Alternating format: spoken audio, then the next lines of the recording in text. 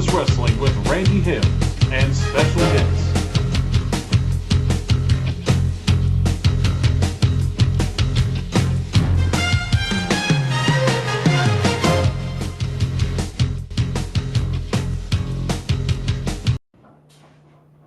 Come on in.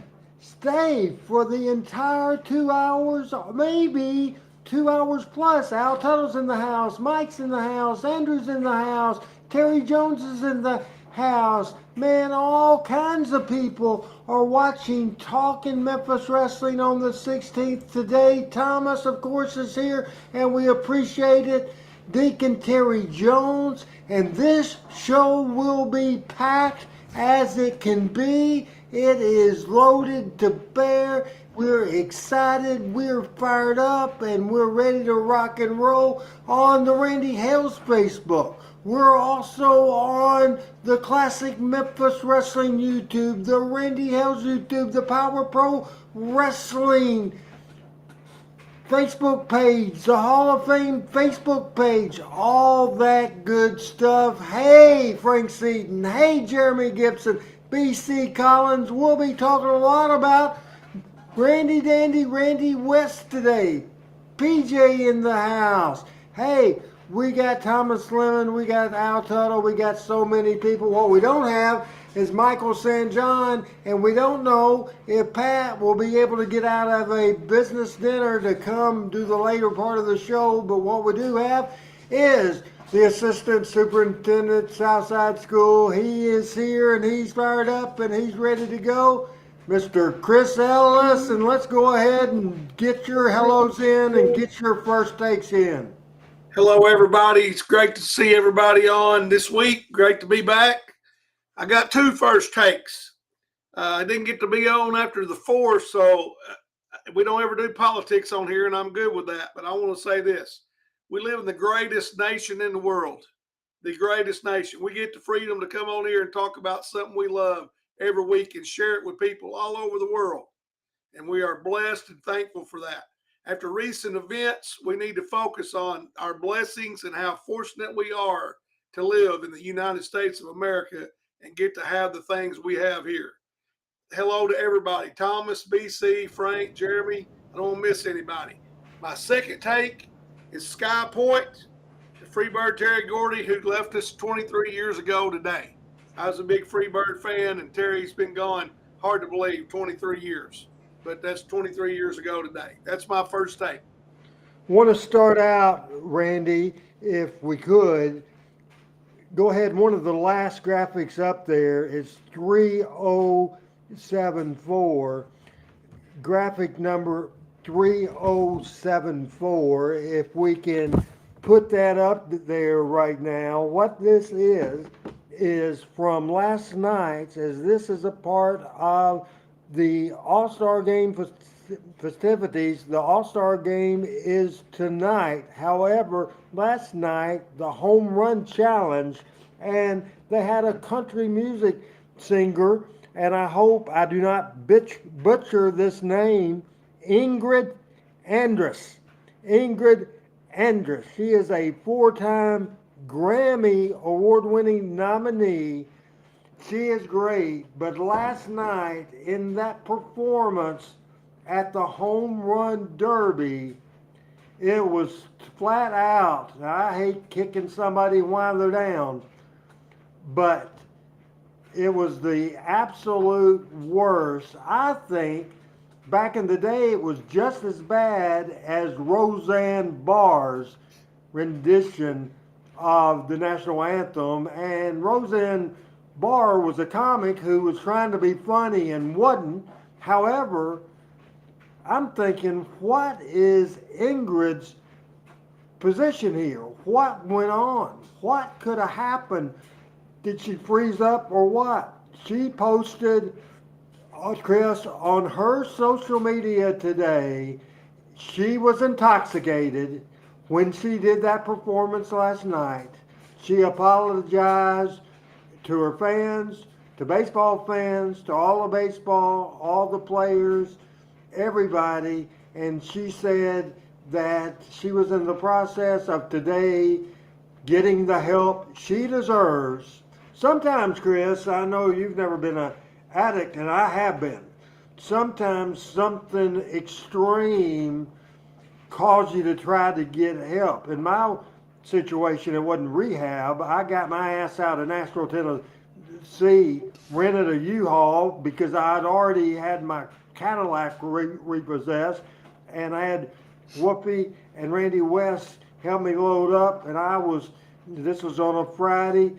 I'd already given a leave of absence, just saying I was burned out. I was much more than burned out, much more than burned out. So I had to get out of there. Got home on Friday in Jonesboro. We still had our family house. On Sunday, I was in church, and I haven't drank or done any illegal substances, whatever. So it's just something traumatic that happened that made me change what I was doing, play people I was hanging out with, places I went, and I got straight. So we pray for Ingrid, Chris, because that has to be, because basically I kept my demons hid. She had her demons released in front of the world. So your comments about that, and that was hard to watch, hard to watch. Big show coming up, by the way, everybody, but we wanted to get this in. Well, I feel for her because, first of all, it's hard to sing the national anthem a cappella. There's been other people who struggled when they were sober. But Randy, you do not know this about me, but I did have a drinking problem, and I quit in 2013. I don't broadcast that a lot, but when people don't understand, it's when it is a sickness, it is an illness. You do need help, and I hope and pray she gets the help she needs. What happens is today with the era of social media, which we depend on that for a lot, it helps our show obviously a great deal. But the naysayers, the negativity comes from those who have their own flaws, but they're quick to rush to judge people in the public eye because it's easier to tear people down than it is to build up. Kind of goes back to what I said in my first take. We are blessed to live in this country. We're fortunate to have means necessary to get help and get recovery and be supported if we'll just turn our hearts in that way instead of being so negative and hard on people. You know, if you want to be hard on someone, start with the person in the mirror. Fix them, and then you can get on everybody else's butt. But till then, I feel sorry for her because I'm certain her intent wasn't to go out there and embarrass anyone, including No, especially no, herself. no. No, it's just something that Busted Open covered this morning. The Dan Patrick Show covered this morning. Front row with Bud Rowe, every sports talk in America. It's something that I think that breaking news we have to cover. Hey, Al Toto, hope you are doing well. Now we're going to do picture of the day, and Chris, I know you know this one, and I want the audience. It's an easy one, but I want the audience to answer. So look at the comments. We'll start with number 200, Adam. Number 200. This is a picture with a young man in the St. Louis Cardinals uniform. Who is this person? Chris? I know it's hard for you to keep your mouth shut, but I want you to keep your mouth shut. I can see you on the backstage area. Give me a thumbs up if you know who it is.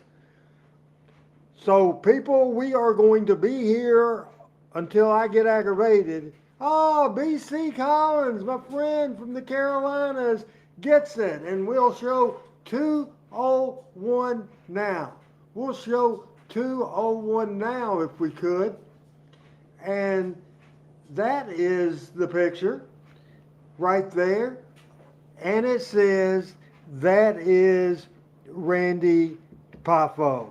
Now, I appreciate Randy West, who was at the flea market in Nashville last week and picked those great cards up. He didn't tell me how much that they were selling for, but if he's watching today, and I think I've already said hello to him, let us know, Randy.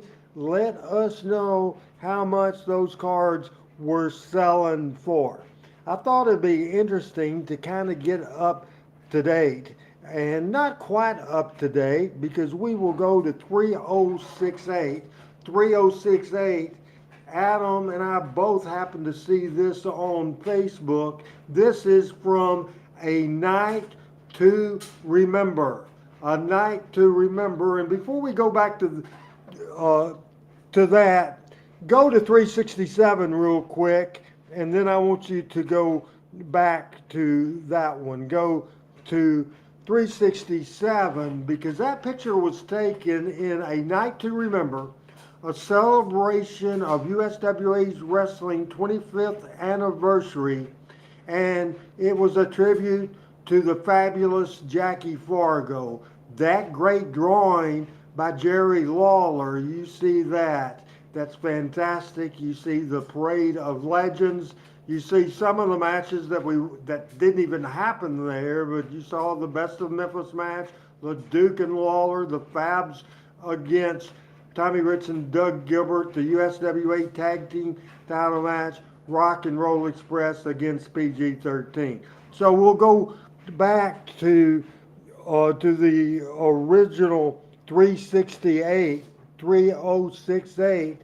So that's the crazy lumberjack Joe LeDuc appearing in a wrestling ring for the first time in 7 years. He is choking Jerry Lawler in a packed $30,000 house at the Louisville Garden.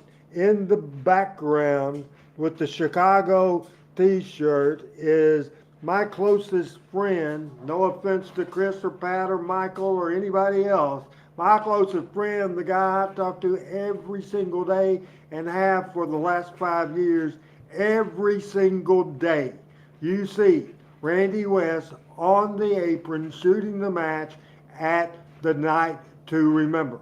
Also, just to get us up to date, and I don't have a number for that, but I have a picture of Randy currently, less than a year ago, along with his wife Diane, when I traveled to Hendersonville, Tennessee, and I had the opportunity for the first time then in 4 years, as I was at the nursing home with Eddie Marlin there, and I was there for a month every single day. This is the 4th of July. I showed the picture last week of me and Eddie together. This was later in the afternoon as Randy West, the great photographer of great photographers, and Eddie Marlin's youngest daughter, Diane. So we wanted to get that out of the way right away. That sounds kind of mean, but my people, my favorite people of all time, as Randy West says, pretty good deal on that trading card, just $5, just $5. Man, we have a loaded show, absolutely loaded show for sure. We want to go now. And Chris, yes or no, do you have your notes? I got my notes. Okay, if you would go to 3060, this is a Jonesboro, Arkansas card, 3060 from July the 14th, 1979. And last time we read a 2-match card. I got more work for you today. It's a 3-match card, starting from the bottom, going to the top. Here is co-host Chris Ellis. I was at this show, so I recall this. The Hulk and Eddie Boulder, the future Brutus Beefcake, versus the Destroyer, the Hangman. And I have no idea who those guys were. Grudge match was Randy Tyler versus Outlaw Ron Bass. As I always mention, Wolves Up. He had a degree from Arkansas State. And then in the main event, Tommy and Eddie Gilbert and Eddie Marlin versus Buddy and Ken Wayne and Big Pete Austin, who I always thought was impressive and didn't maybe get the push he could have, because I thought that guy was could have been something. He was a big, massive guy. Do you have any memories at all, Chris, of being at that card? I do. It's the first time I'd ever seen Hulk. and I remember how massive the guy was, how thick, because all the wrestling matches I'd been to so this was in '79, so I've been going for 5 or 6 years at this point growing up. I mean, he was, there's Plowboy was big and overweight and all that. Hulk was like Orndorff was cut up and muscular the way Hulk was, like except Hulk was much bigger. There is no doubt about it, that Jonesboro card, and we knew Hulk one day would be a big, big deal. Did you ever have any idea that Eddie Boulder would become who he became? Oh, so of course not. I mean, of course, at that age, I didn't know that any of them because beyond Memphis wrestling and maybe watching some Mid South when it came on Channel 4, I didn't know wrestling existed beyond where we grew up. Like Jerry Lawler was the king of the world, so I didn't know anything about that. That's a good point. That's a real good point. Of course, Eddie Boulder became who? Brutus Beefcake. Brutus Beefcake. Beefcake. Brutus the Barber Beefcake. I want to say hello to Michael Butler, and somebody in the Jonesboro, Arkansas area just wondered if you know him. He's saying Pete Austin was a hoss. That's Van Wilhoit. Yeah, Van and I coached baseball together. Really? We did. Had a lot of success. Van's a great baseball mind. He sure Now, is. I saw Randy Myers and said hello to us also. I talked to Randy earlier because I called him, talk about several things lately on the radio show and this show and what's covering, and he talked about the fact they covered, and go ahead and Adam and put Ingrid up on the screen again, if you would please, sir. If we go ahead and put that off, that was last night, and that happened at the Home Run Derby, and this was just an awful, awful performance. Now, Ingrid, who is wanting to get help, she's not running from this, she's not hiding from this, she is posting on her social media and admitting and being honest and being truthful that she was intoxicated, she was drunk, she was embarrassed, and it was a wake-up call for her, and she was leaving to check herself in or to be checked in to rehab, and that was planned earlier today. So folks, absolutely 100%. By the way, Randy, we had the big conversation about covering politics. It was kind of slipped in. I'm sorry about that. After I 100% promised you it would be any talk about this, I guess I should have smartened my co-host up. But basically, it wasn't politics, No. and I was fine with what he says. All he said was how great the United States of America is. Just Yes. like, folks, I hate to tell you, in Memphis wrestling, every once in a blue moon, there was bad wrestling. Every once in a while, there's bad people in the United States of America. There's no doubt. But there's no place in the world I'd rather be than right here in the good old home, right here in the USA. So we wanted to talk about that real quick as well. Now, we are going to get into a timeline right now, and because I didn't have an opportunity to have a production meeting with the great producer Adam Dunn. Adam, I have some young pictures of me. I have the CWA graphic. I have all kinds of stuff, pictures, the USWA graphic. There's all kinds of stuff to go along, because as we talk about the 90s and we talk about the USWA Smoky Mountain feud, we talk about a lot of great stuff, and we'll watch a lot of great stuff. I am fired up and ready to go, and we have a very interesting, I don't know how I'm going to smarten Adam up or how we're going to do that close. I usually don't plot out and script the close. The close is scripted and figured out, and hopefully Adam will be right there with us when we do that. But I want to real quick do a timeline of Randy Hales in Memphis wrestling. How my life changed, because now it's my love of my life. It is my obsession. It is absolutely my desire to keep the legacy of Memphis wrestling alive. And thanks to Adam, and thanks to Michael, and thanks to Pat, and thanks to Chris, and Al Tuttle, Terry Jones, to Thomas, to Frank Seaton, to Terry Jones, and everybody that watches this program, Van and Michael Butler. It is the goal of this show and myself. I'll be honest with you. I've sacrificed having a home life.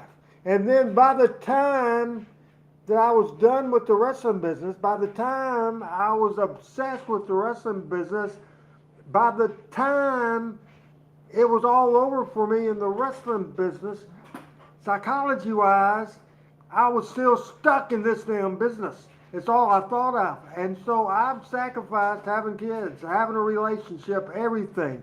Memphis wrestling means a lot to me. It means everything to me, and I know that sucks, and I know my family's listening.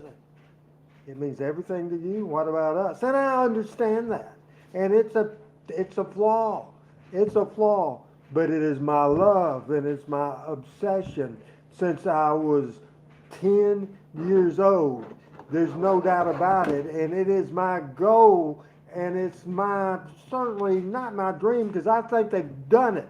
I think we've done it. I think y'all have done it. I think Chris and Pat and Michael's done it. And I think Adam Dunn's done it. I think everybody's done it. Memphis, Tennessee is the best wrestling territory there's ever been. Sure. Now that the world's changed money-wise, sure, the wrestlers make millions of dollars. Sure. Some wrestling crowds are 70,000 people. Sure. It's evolved and it's changed. But on the boob tube, there is no better wrestling in the world than Memphis, Tennessee. I can tell you right now, and it is our desire, our absolutely desire, and I think we're certainly close to it, to make this show absolutely, no doubt, without a doubt in the world, the best wrestling talk show devoted to Memphis there is. I think there is no doubt about it. Give me a CWA logo if you would. And you can also put some pictures up earlier, because in 1979, I started watching wrestling. In 1973, I met Eddie Marlin for the very first time in my life. And there you see the picture. Eddie Marlin. Probably 8, 9, 10-year-old Randy Wade, my friend Randy Wade. And there's probably a 13 or 14-year-old Randy Hill. Already, people, by this time, I was hooked on the wonderful world of Memphis wrestling. I was hooked on it. Then, in 1977, and I don't know, I've been banging around, and didn't have an opportunity to load this picture. I had the biggest break. Now, I'd already started selling popcorn. I'd already started helping sell programs, all that sort of thing. Sell Eddie Marlin's pictures. But in 1977, open the roof, let it rain, give them hell, hurricane. I was a proud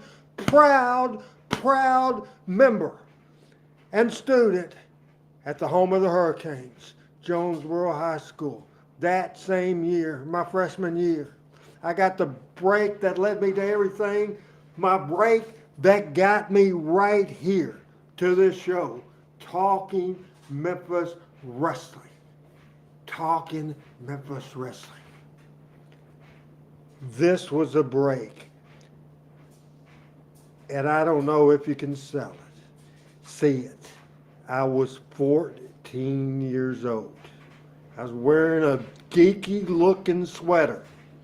I probably can blame my mother for that. The microphone back in the day came from the ceiling. They lowered it down, and a time or two it hit me in the head, and it hurt. It hurt. But that's where it all started. It started in 1977, and that was the big break. The next break happened in 1981 when I started going every Monday night to the Mid-South Coliseum, Memphis, Tennessee, co-announcing, co-play-by-play, filling in, that sort of thing. That's when Randy West helped mentor and coach me on doing interviews and play-by-play along with the great Lance Russell. Then, after college in '84, I started going every day of the week, going to Louisville. I'd go to Memphis on Monday, then go with Randy and Eddie and Jerry Jarrett to Hendersonville on Monday night. I'd usually stay, I believe I got these dates right, I'd usually stay at Randy's on Monday nights. Then I'd go to Louisville on Tuesdays with Tojo and Jerry Jarrett. Then I'd come back and stay at Eddie Marlin's on Tuesday nights. And that's when, from people like Randy West and Jerry Jarrett and Frank Morrell and Tojo Yamamoto and of course Jeff Jarrett coming up at the time, it was just fantastic. Frank said the so-called superstars of the WWE and AEW didn't pay their dues like guys in Memphis wrestling. The driving from town to town, the local cities had to wrestle in between Memphis and Louisville. We also, in our territory, didn't have to work some years 350 days a year and going and renting cars and driving 300 miles after we just flew all night long. So they didn't have it easy either. Back in the glory days of the 80s, they didn't have it easy, for sure. 100% didn't have it easy. So, returning to this timeline, in '86, I moved to Memphis, moved from Jonesboro for the very first time, and I joined the office, became the assistant to Jerry Lawler. Big, and my first office break. I moved to Nashville, Hendersonville in 1987, working for Jerry Jarrett. Learned a lot there. Left in '89 because I was mad. Came back in '93. '94 was a breakout year for me, folks. That's when I started to have more input. That's when I stepped up. That's when, for sure, I started pitching ideas. I pitched Monday Night Memories, and the rest is history. Brought Lance Russell back. That was a big deal. We had the Monday Night Memories. That was a big deal. And it led, for sure, absolutely 100%, me getting named the Booker. And we had a great 94 and a 95. 95 was Memphis Memories 2, the Louisville Night to Remember, Smoky Mountain versus USWA feuds starting. 96, Jarrett ended up selling out. One thing going on, the Monday Night Wars and us moving out of the Coliseum, it was crazy. Early 97, that Randy Hales, Dave Brown, Corey Macklin all quit. There's new owners in the company. Later in 97, the USWA closed, and in 1998, as you see the great Smoky Mountain USWA feud in 1998, and I have no idea if on this Talking Memphis Wrestling show we have any graphics at all of Power Pro Wrestling, but my baby was birthed. My child was birthed when Power Pro Wrestling began in 1998. These shows, the Power Hour on Monday, Talking Memphis Wrestling on Tuesday, joined by Chris Ellis, produced by Adam Dunn, Pat Trammell, Michael St. John here most weeks. We absolutely, positively, 100% have a great team, and Team Hale's watching this show. It is absolutely great. Done a lot. We talk about certainly last night, and we talked about the home run derby. We've talked about our old Jonesboro card. We've shown trading cards, Randy Savage, with young Randy Hills, the timeline and everything else. Before we get ready for the heart of this show, what do you think of my timeline and anything you want to add to that? With your thing, I dare you to have the passion I just gave. Remember, you're a school employee, so you don't have the freedom I have. And I think I made it through that. Did I cuss at all? No, you did not. I could have, real easy. You did well. But I'll say this. And I've told you this, I'm going to tell you this on air. It's a credit to you that you started as you did and accomplished what you have. And I thought when you were talking about this and I was reading along with you, Bobby Eaton started putting up the ring to get in the business. RH was the ring announcer at Jonesboro. Cornette was a photographer to get the people who have a passion and a love for whatever it is they're doing, just are looking for a way in.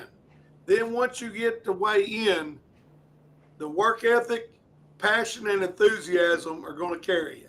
And this younger generation today, they don't have any idea. But it's a credit to you and people like you who went out and made this great, because you were entertaining on Monday night and turned around entertaining on Tuesday night and Thursday night and whatever, Saturday. And you had to go to the same town 52 times a year, making the loop. And y'all worked like you wanted to show these people they're going to get their money's worth. This may be the first time they've ever been, and we want them to come back next week. It is a credit to all of you, and especially yourself, for doing the hard, small things, because like BC said, RH, you couldn't have been making much money when you started going every night. No. But it wasn't about the money. It was about the love of it. It was about the love. And wanting the love to learn, the desire to learn. And that was a part of it. I think it's important, and I try not to make this show all about me, and I think we do a good job of doing it. But then the thing we're talking about today, we have to discuss that, and we get new people all the time, Chris. We get new people all the time, and some people, I don't know if they've been living in a cave forever or where the heck they've been, but they're people, believe it or not, that might know who I am. I am Randy Hills. I'm the owner, founder, and president of Power Pro Wrestling, Memphis Wrestling born, Memphis Wrestling bred. When Randy Hills, by God, dies, I'll be Memphis Wrestling dead. We're switching stories real quick. I want you, Adam Dunn, if you will please, sir, I want you to go to picture number 200. Picture number 200, and I'll pause as he searches for that picture, and unfortunately I said the wrong, and that's my bad. That's not on Adam, that's on Randy. Picture 3064. Picture 3064.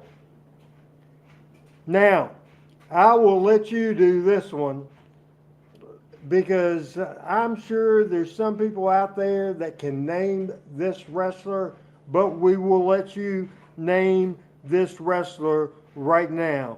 Chris Ellis. Former world heavyweight champion Dory Funk Jr. Dory Funk Jr. was born February the 3rd in 1941. He is still alive, and we'll show the second picture of 3061. Picture 3061. This is a picture of the son of Dory Sr., the brother of the late Terry Funk. Absolutely there. This is a great picture of Terry Funk that's 83 years old. The Funks were over like Rover. Over like Rover, without a doubt in the world, in Japan. Next month, 83 years old. And that's what I wanted. I was shocked seeing that, and I shouldn't have been shocked. but 83 years old in August of 2024. Chris Ellis, Dory Funk Jr. I think Onita will be his partner. Not exactly sure about that. Somebody can do a quick Uber or Uber search. You know where my mind is. A Google search, and give me what the match is. I think Anita's involved and Dory's involved. But Dory Funk Jr. wrestling at age 83 in Japan. Your thoughts on former world heavyweight champion defeating Gene Kiniski in 68, losing the title 73 to Harley Race. Here's Chris Ellis to talk. So 50 years after he lost the world title, he's still going to get in a wrestling ring, just for some perspective. But that old school passion we were talking about just a moment ago, Dory obviously loves it. He loves it and still wants to be a part of it. And I'm going to go out on a limb and say this. It's not very far out on the limb that his match at 83 will be better than Flair's at 74. That's my prediction. Like Dory won't almost die in his match. He'll actually be able to do something in his match. I'll give him that much respect. Bo James and I was talking today, anybody that's seen recent Jimmy Valiant matches, he does stick his hand up the wrestlers. It was a BS match, a comedy match. You won't see that, I guarantee you, I bet my life. By the way, hi Greg Wayne, what's going on? BC is in the house, and Thomas Crown in the house watching on YouTube. Frank certainly knew it was Dory Funk Jr. BC's in the radio business. It's the same thing with him in the radio business, as we all absolutely pay our dues. And there is no doubt about it. No doubt about it at all, Chris.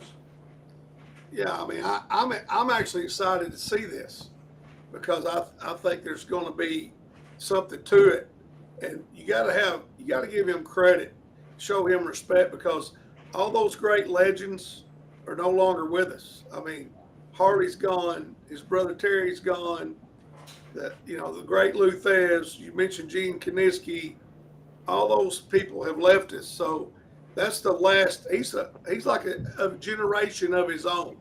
Maybe Gerald Briscoe, I guess, is still around, but he's from that generation that's almost gone.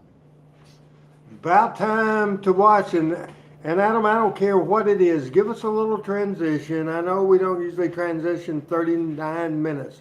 This video that he's going to pick out, just a quick little, whether it's the social video or any kind of thing, redo the open, I don't care where we go with this. But we will be back, and we have videos as we look at the 90s. We look at the Smoky Mountain USWA war. We got great stuff coming up after this timeout. 5 wrestling action, 11 o'clock Saturday. I told the story, and you weren't here to hear it. But 1983, a traumatic year. It really was, because if people would have thought of the fact, Jerry Jarrett, gone. Jerry Lawler signed a contract where he was gone a lot as the voice of Raw. The top baby face in all the territory, Jeff Jarrett, gone. I was hired as the assistant booker when Jerry Jarrett left for the second run that I had with that. But in 94, nobody knew what the future of this company. I said what we did, Chris, last week, the main deals. We switched, and it was Lawler's idea to switch Brian Christopher babyface. We needed to have somebody to be in the spot Jeff Jarrett was in, that the workout horse of the territory, and we did that at the time. We absolutely 100%. And by the way, Carlton Steve Robb, hello, how are you doing, from Princeton, Indiana. So that was step number one. I would say maybe even right after that was bringing Lance Russell back. Nobody can sell Memphis wrestling better than Lance Russell. A great wrestling host is a salesman. There's no doubt. And nobody better than in God's green earth, you mentioned Harley Race, than Lance Russell in selling wrestling. Nobody. Nobody ever. And then, of course, PG-13. And then Monday Night Memories, a night to remember, the USWA Smoky Mountain feud. We transitioned Doug Gilbert from a tag team with his brother, the younger brother of Eddie Gilbert, the son of Tommy Gilbert, to build him into the talent that he's still at it on a regular basis today. Had a great run in Japan and a lot of people. A great feud. The 90s version of Lawler and Dundee. I'm not saying that it's Lawler and Dundee because it was a different era in time. Different era in time. But these two had great matches and intensity, and the people believed. And we will watch this video loaded on the left side of the screen right now on the Backstage. This is Brian Christopher and Doug Gilbert on Talking Memphis Wrestling.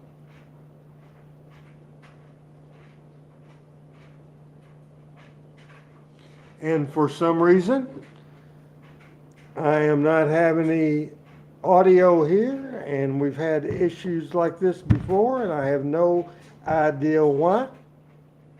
There's no interviews here, so we can certainly, Chris, we can add the lyrics to this match. It is for the USWA Heavyweight Champion.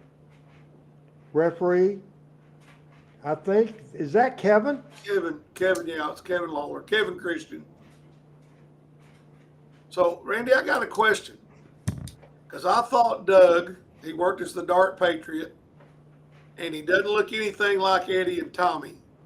Was any thought ever given, because there was another Doug Gilbert, was there any thought ever given Doug another name and downplaying the relationship like BC did with King?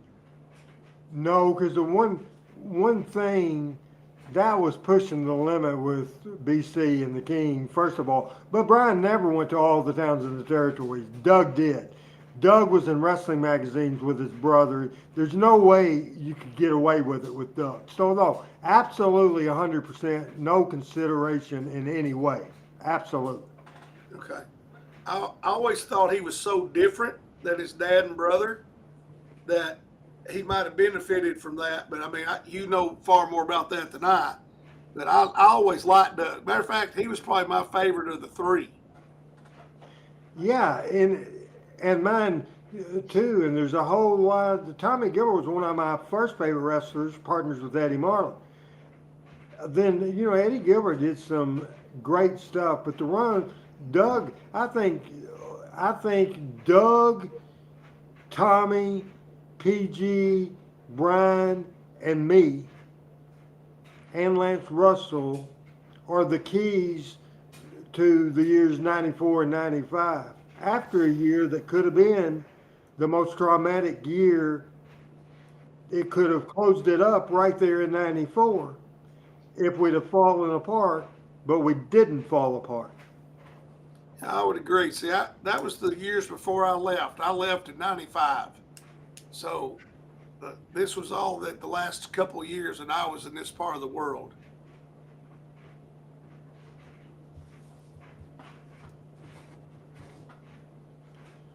And they have great matches together, and this is a good competitive match on TV. There's no doubt about it. They had good chemistry. Oh, yeah. Now, I think we need to talk about the manager on the side of Dangerous Doug.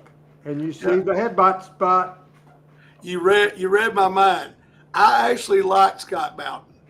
I actually liked him as a manager because he was sarcastic and annoying. He was the perfect in that role, I thought. Now, I know that he said some things that rubbed Dave the wrong way and made him mad and so on. And I don't think he went to all the towns either, but I enjoyed Scott Bowden in his role. I thought he played it very, very well. What do you think of the setup of the studio in this time period? Well, I'll tell you, I actually like this. The lighting's much better, I think. The difference for me was at this stage, of course, now Lance had come back now. But when Lance was gone, no offense to anyone, but it just wasn't the same because it's like Jack Buck not being on the Cardinal games. Like I mean, it's just for a guy who grew up with that, it was, you know what I mean? It was just different. Wasn't bad, just different because that's the voice you've heard your entire life. It's the soundtrack of your childhood. Brian had Doug Penn, the distraction from Scott Bowden. I would love for Adam Dunn to come in audio wise, and he has a theory of production, the lighting, and that sort of thing.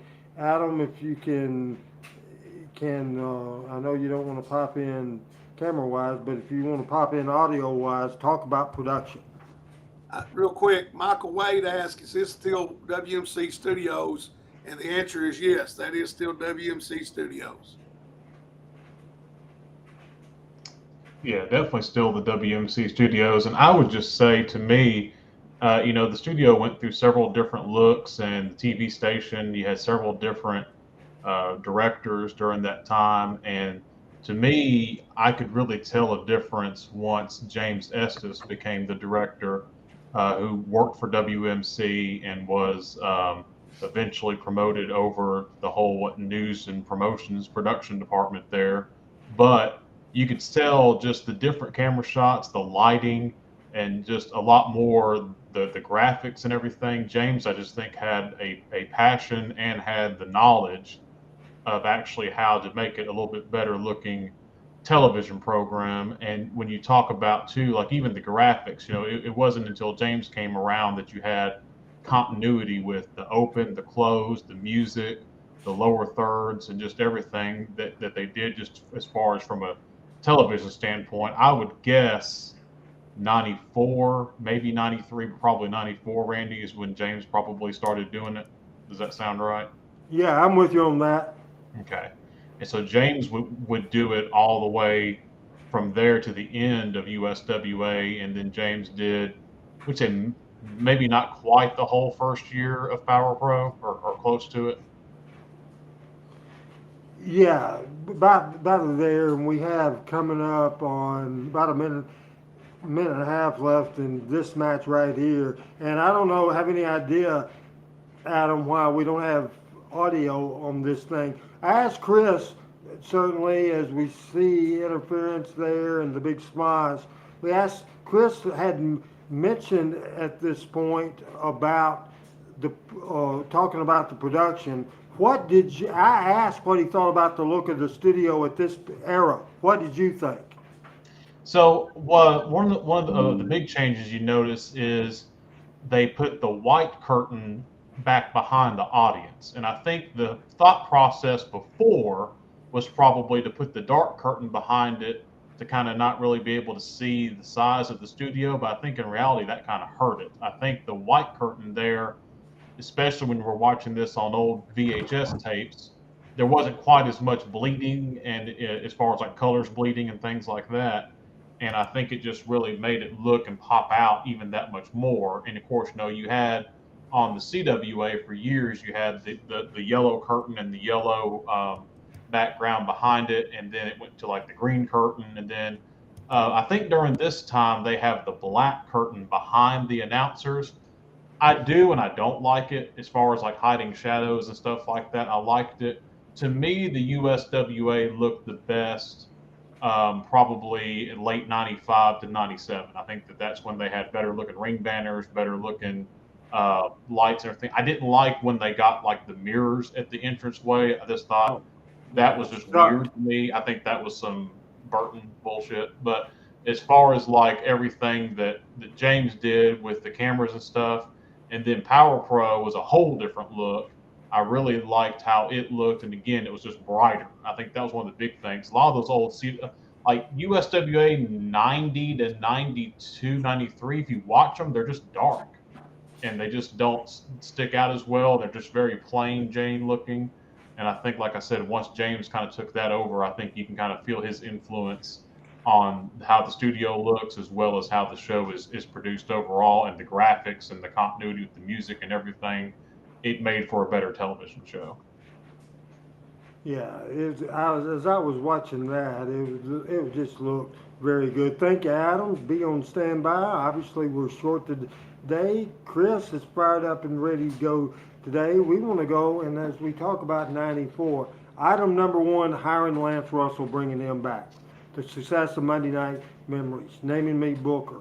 Having the luck that Sid Vicious lived in Marion, Arkansas, right across the bridge, and we were able to have him full time, and we had that great talent there. So we might have lost Jerry Jarrett.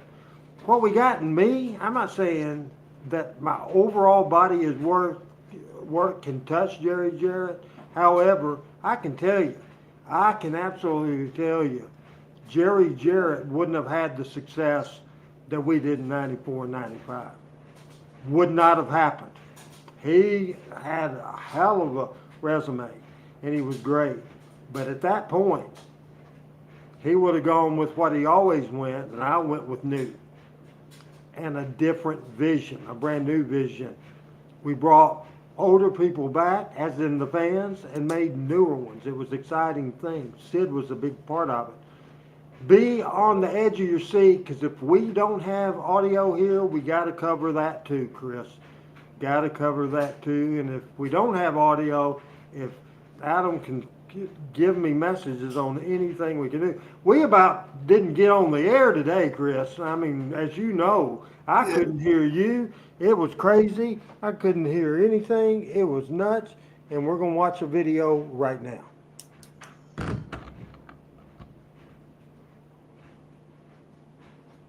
If I could get any written thing, because some of the stuff that we have here today. Randy, as a my perspective on the show was that of a fan, and I actually played softball against Sid Vicious years ago. He was a specimen. Like, he was a huge, strong athlete, and I always wondered. I mean, I thought his interviews were pretty good, and again, you're the professional, not I. I thought he could have been a dominant force, like a champion, but no one ever kept a belt on him very long or anything like that. And I've often wondered why that was, because he looked the part, and he worked the part as far as just being a powerhouse, like just destructive powerhouse. Let me ask you a question. You've been and I know the answer to this, but some of our folks might not. You've coached ball a lot. That's a big part of your life, right? Yes, sir. Yeah. Have you ever had people with a hell of a talent, a star player, have issues and have different things going on, maybe didn't have chemistry, maybe a million different reasons? As you see the Spellbinder come out, and he's going to help Sid. He nails Sid, and Lawler gets the 1, 2, 3. So the question to you was, have you ever set somebody on that bench that was actually one of your better players? Have you done that? Oh, yeah. Unfortunately, you have guys with tremendous talent that don't have the heart or the drive, the intensity, whatever the case may be, that's necessary in order to be successful. In fact, that's probably more people than it's not, if we really look at it. So does that answer your question? Yes, sir. Now, but see, I don't have. That's why I've relied on you, because you have the inside information. As a fan, we wouldn't have that knowledge. And I tried to answer that in a nice way. Yes, sir. Definitely. And there's isn't that the future Moondog there on the left? Yes, and who is that? Lanny Kane, cousin Junior? Yeah. I'm trying to think of who he was. Big Daddy Cyrus. That's who he was.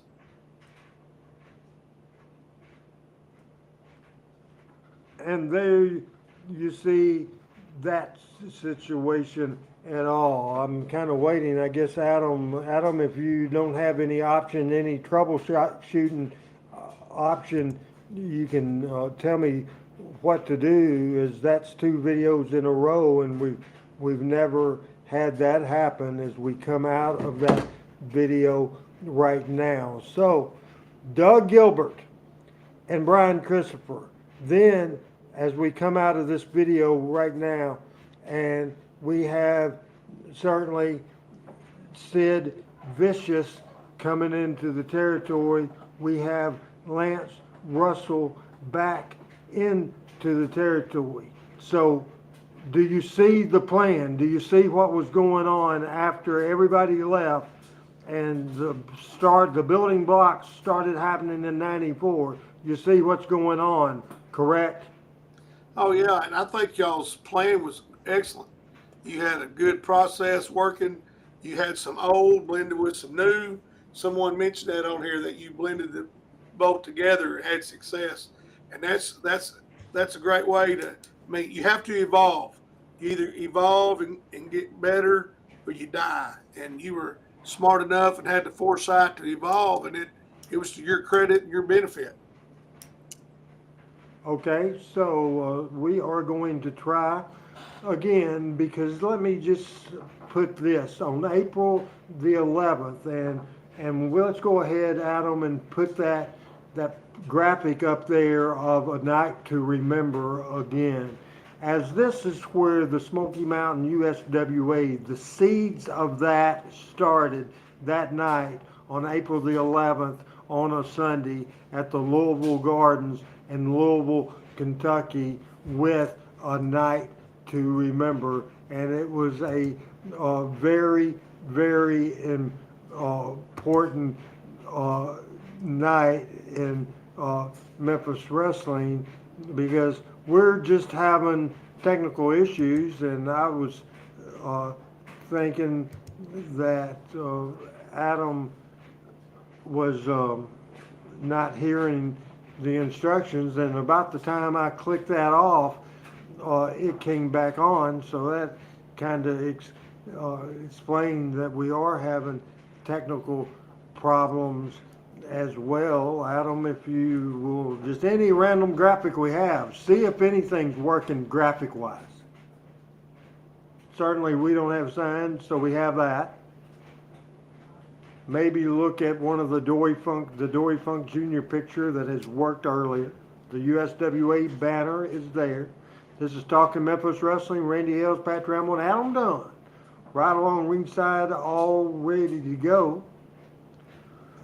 As we're getting more great comments, the Warrior says even though Sid Vicious was big, he could have even been bigger, and that's another one of the great comments from the great people at Team Hales, and we appreciate that very, very much. We are going to go to a video we showed, and Chris, you weren't here last week. We showed again what the beginning of the USWA war was. I am just hoping, again, if we don't have audio, Adam, send me a message on anything I can try to in settings to get this going. This worked audio wise last night, absolutely, no doubt about it. This show depends so heavily on video and audio telling the stories, especially this edition in this USWA feud. So let's go ahead and watch the beginning. Again, we showed it last night, showed it last Tuesday, and we'll show it now. Back here at Louisville Gardens. This has gotten bigger and bigger as the weeks have gone on. It's even come up to the point where Randy Hales was supposed to become a special referee last Tuesday night. Let's take a look at some of the footage of what's been going on between PG-13 and the Rock and Roll Express. I want you to watch this. This was a match where I was supposed to be one of the special referees because Martin Curtis had screwed PG the week before. I was scheduled to be one of the other referees, but what happened was they attacked me earlier in the night, the regular referee, Joe Wheeler. Then had to take my place because I was hurt. So, Chris, do you understand that story? Yeah. Was Joe Wheeler the regular referee in Louisville? Yes, my good friend Joe Wheeler.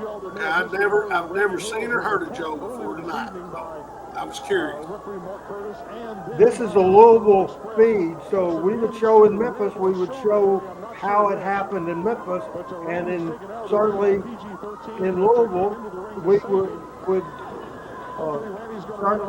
and Joe Wheeler refereed the very first ever in April of '98, very first Power Pro Wrestling TV match. That's when I lived in Southwest Arkansas. Where were you in '95?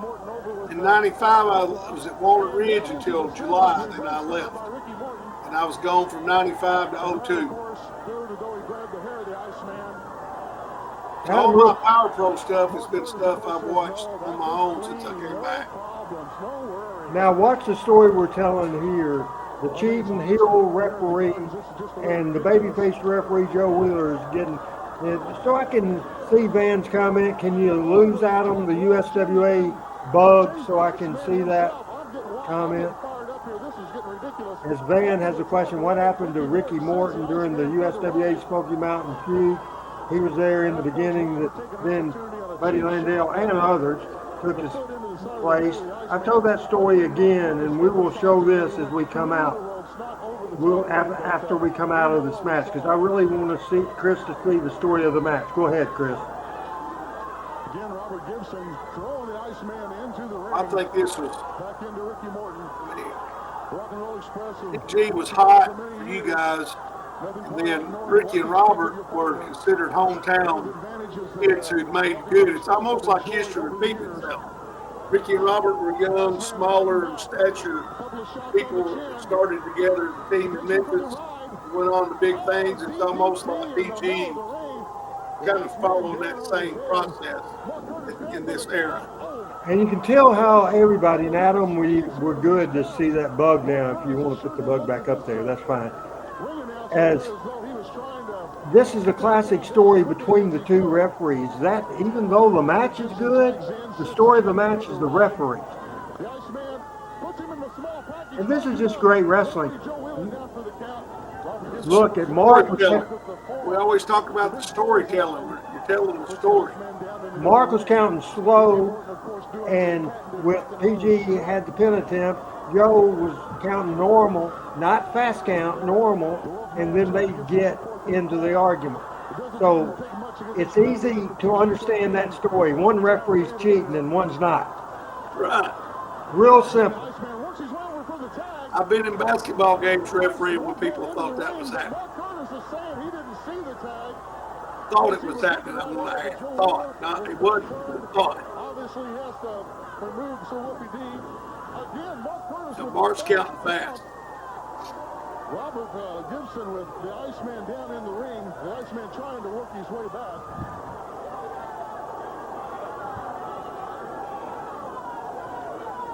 JC Ice a little dizzy, not sure what's Again, Van, I will just pick a good time in the storyline as we're showing you the Smoky Mountain USWA feud, and Chris is seeing it. And tell me again, Chris, where you were in '95? I left Walnut Ridge in July of '95. Moved to Southwest Arkansas. This is toward the end of June, and now we're setting up for the comeback. We had, just like rock and roll, was Rick Morton did the selling, Robert would make the comeback. Jamie got mad at me for this, but I had him sell, and because Wolfie was bigger, even he wasn't big, he was bigger than Jamie. And now we go with the traditional tag, over the top we go, and the people, as Pat Patterson would say, go banana. And the art of this is the heels then selling the comeback.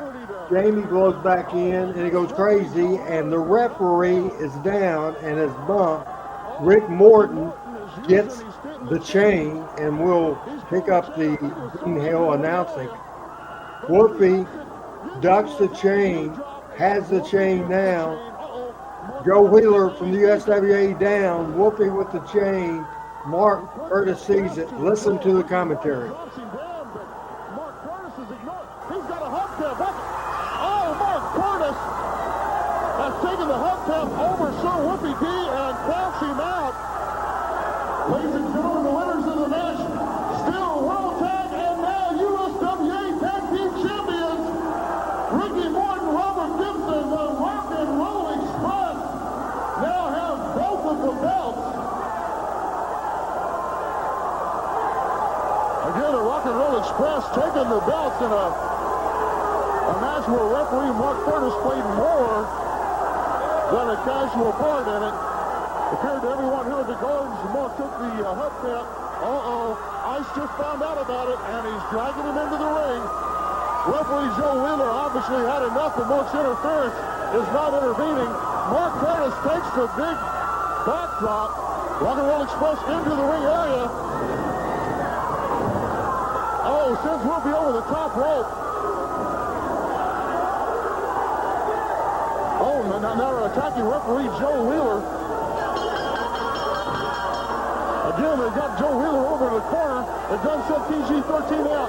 What are they going to do to referee Joe Wheeler? Come on, he's just a referee. There's no reason for this. There's no... Randy Hales, bad ribs and all, into the ring area. The hubcap over Mark Curtis's head. Puts Mark down, but the Rock and Roll Express attacks Randy Hales again. He's already injured once from him, and he's taking a repeated beating. PG-13 back into the ring. You come in and make the save on Joe. Joe Wheeler attacking now. They beat Randy you Hales. down. Again, But they didn't kill me. No. There's a reason for that, as we'll watch. Again, Randy Hales. I'm still selling, Mark Curtis come back to ringside. but I'm mad. We're all mad. PG-13's got something to say to him as well. I want to ask you something here. Everybody here knows that PG-13 can beat the Rock and Roll Express. We've proven that. We've proven that week after week that we can beat them. They got this little Indian in their corner that seems to be causing a lot of trouble. And it's really getting under my skin. Randy Rose, I don't want you to be a referee. I don't want him to be a referee. I want a regular referee, and I want you to be in our corner because I know that PG-13 asking Randy Hales to be in their corner. that to take care of Mark Curtis, because we can take care This is of the our next part of the story. I was What an special offer. referee, and this is my interview. That's what you got to do right there, Smoky Mountain Wrestling. If you want a war with the USWA, you got it right now. You heard that from Randy Hales. You want Short and a war sweet. with USWA. The people goes bananas. This was a great period, a great story, a great time in USWA wrestling. This was June of 1995. Man, I'm excited for sure. So, Randy, you said this the last time I was on.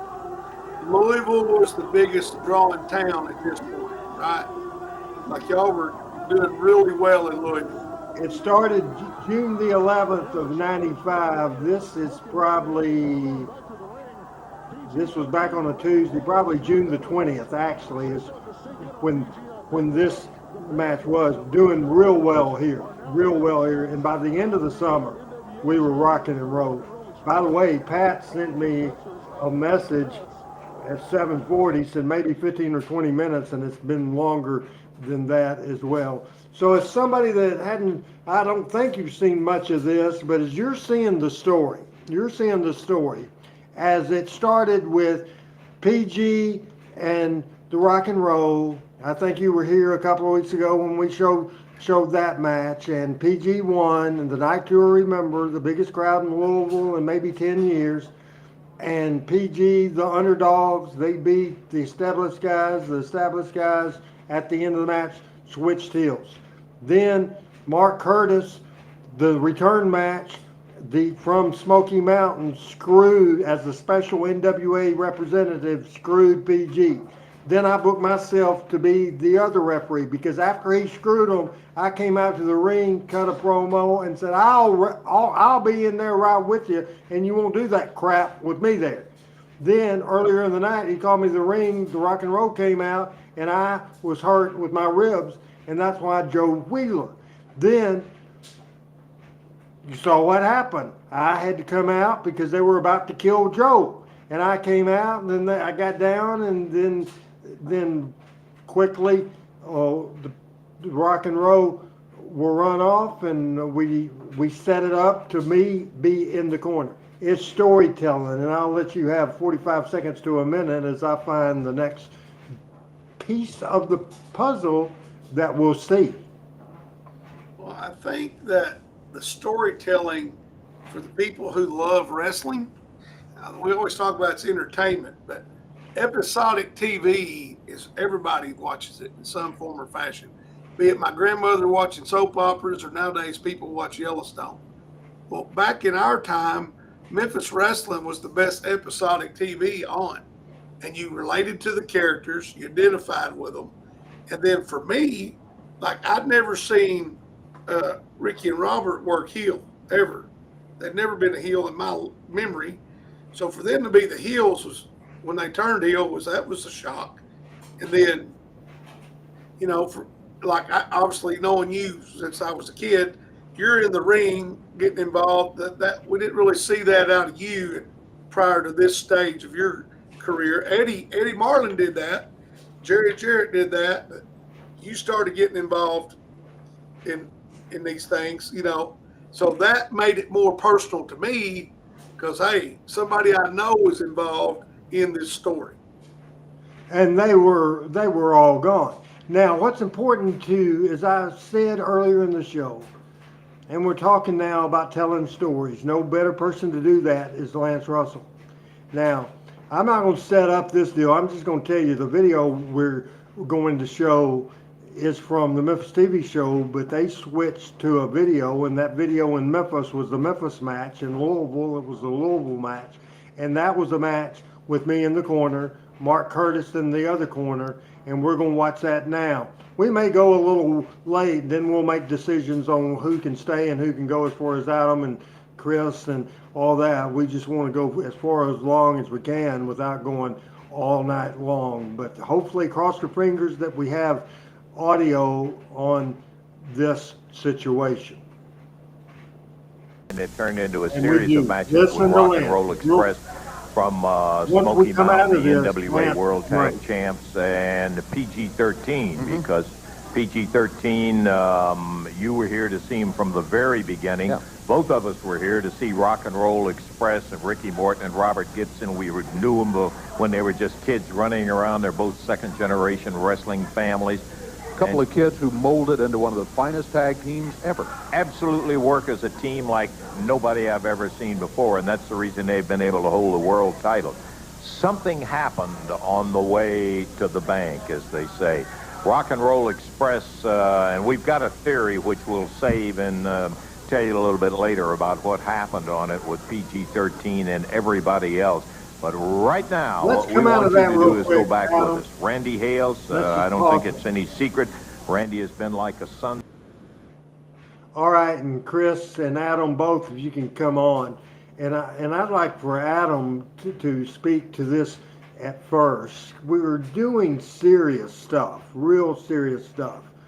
That last 3 minutes, Adam, of Lance Russell explained the story more than anybody ever could. Adam, your thoughts on the performance there from Lance Russell? Well, like I say, Lance, as always, was doing his job absolutely flawlessly, and just that conversational way of doing it. You know, it's in different styles can work in different areas. You know, if you compare it, I would say a polar opposite would probably be a couple of years later, someone like a Paul Heyman in ECW would be, you know, in your face, pointing the camera, getting stuff over that way. Lance, we've said it a million times, it's just like you're sitting and you have the opportunity to listen to conversations between him and Dave.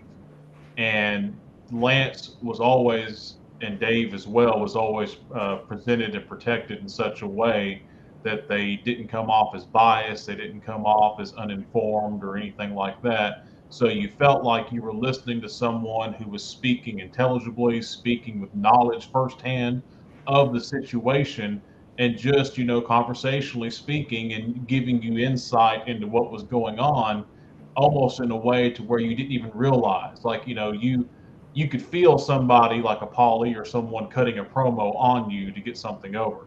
Lance and Dave did it in such a way to where you didn't even realize you were being sold anything. You were just listening to the conversation, getting the backstory, and just naturally becoming invested in what was going on. And that's just the way that Lance and Dave always presented that to us. And it was just, I think, one of the things that made Memphis so special. Chris, your thoughts? Well, Adam hit the nail on the head, but I was sitting here thinking as Adam was speaking, Lance is Pat Summerall and Coach Madden or Jim Nance in professional sports. That's Lance in wrestling. Subtle, professional, kind of understated, but overstating at the same time. He gave the whole background of Ricky and Robert, the whole background of Wolfie and Jamie, and then he makes it a personal investment on his part by saying, y'all know Randy Hales has been like a son to me. So now we've got the personal twist on it where the fans, where Lance is beloved, I mean, he is revered and beloved and was till he left this earth.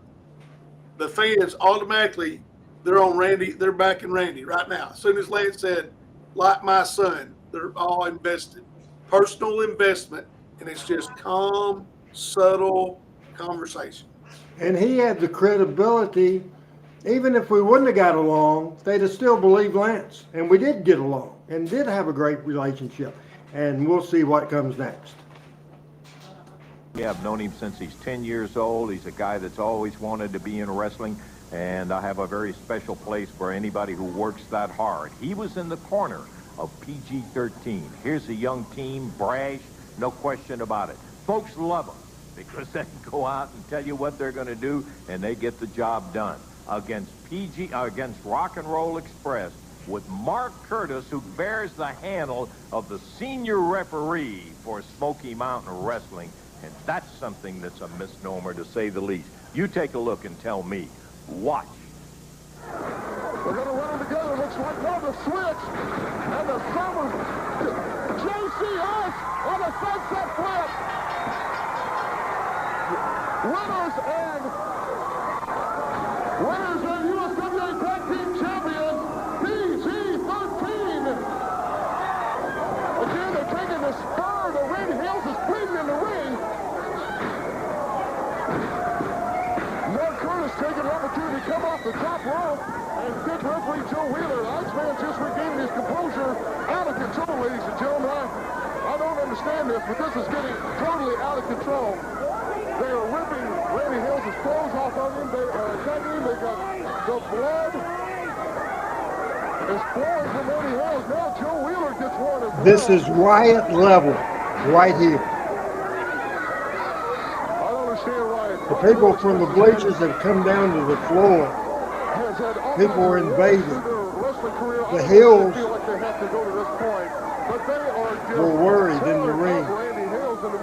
Ricky kept saying, Ricky Morton showing no mercy, has a spur off the cowboy boot and is attacking Randy Hales. Mark Curtis, someone has got to get Randy out of the ring area. I'm going to try to get Randy out of the ring area.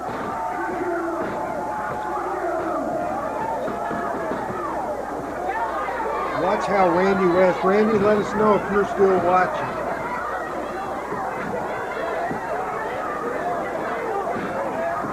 Scott Stout into the ring area, trying to save Randy Hales from the onslaught. I mean, the blood is flowing. This is unbelievable. Ricky Morton puts the boot over the top of Scott Stud. Joe Wheeler back into the ring area. They are pummeling everyone with this PG-13 hub tap. Randy has had his shirt tore off on him. He's bleeding seriously from the forehead. Mark Curtis again puts Randy in the headlock and is doing more damage, choking him. Meanwhile, Steve Dunn goes We took our time here, Chris. We took our time. Yeah, going pretty long. This is unbelievable. The fans are going crazy here at the Gardens. Some of them are actually pushing towards the ring area. 2 minutes left in the video. Keeping their eye on everyone, trying to make sure that All the crowd coming down close. This is out of control. Referee Joe Wheeler taking another shot.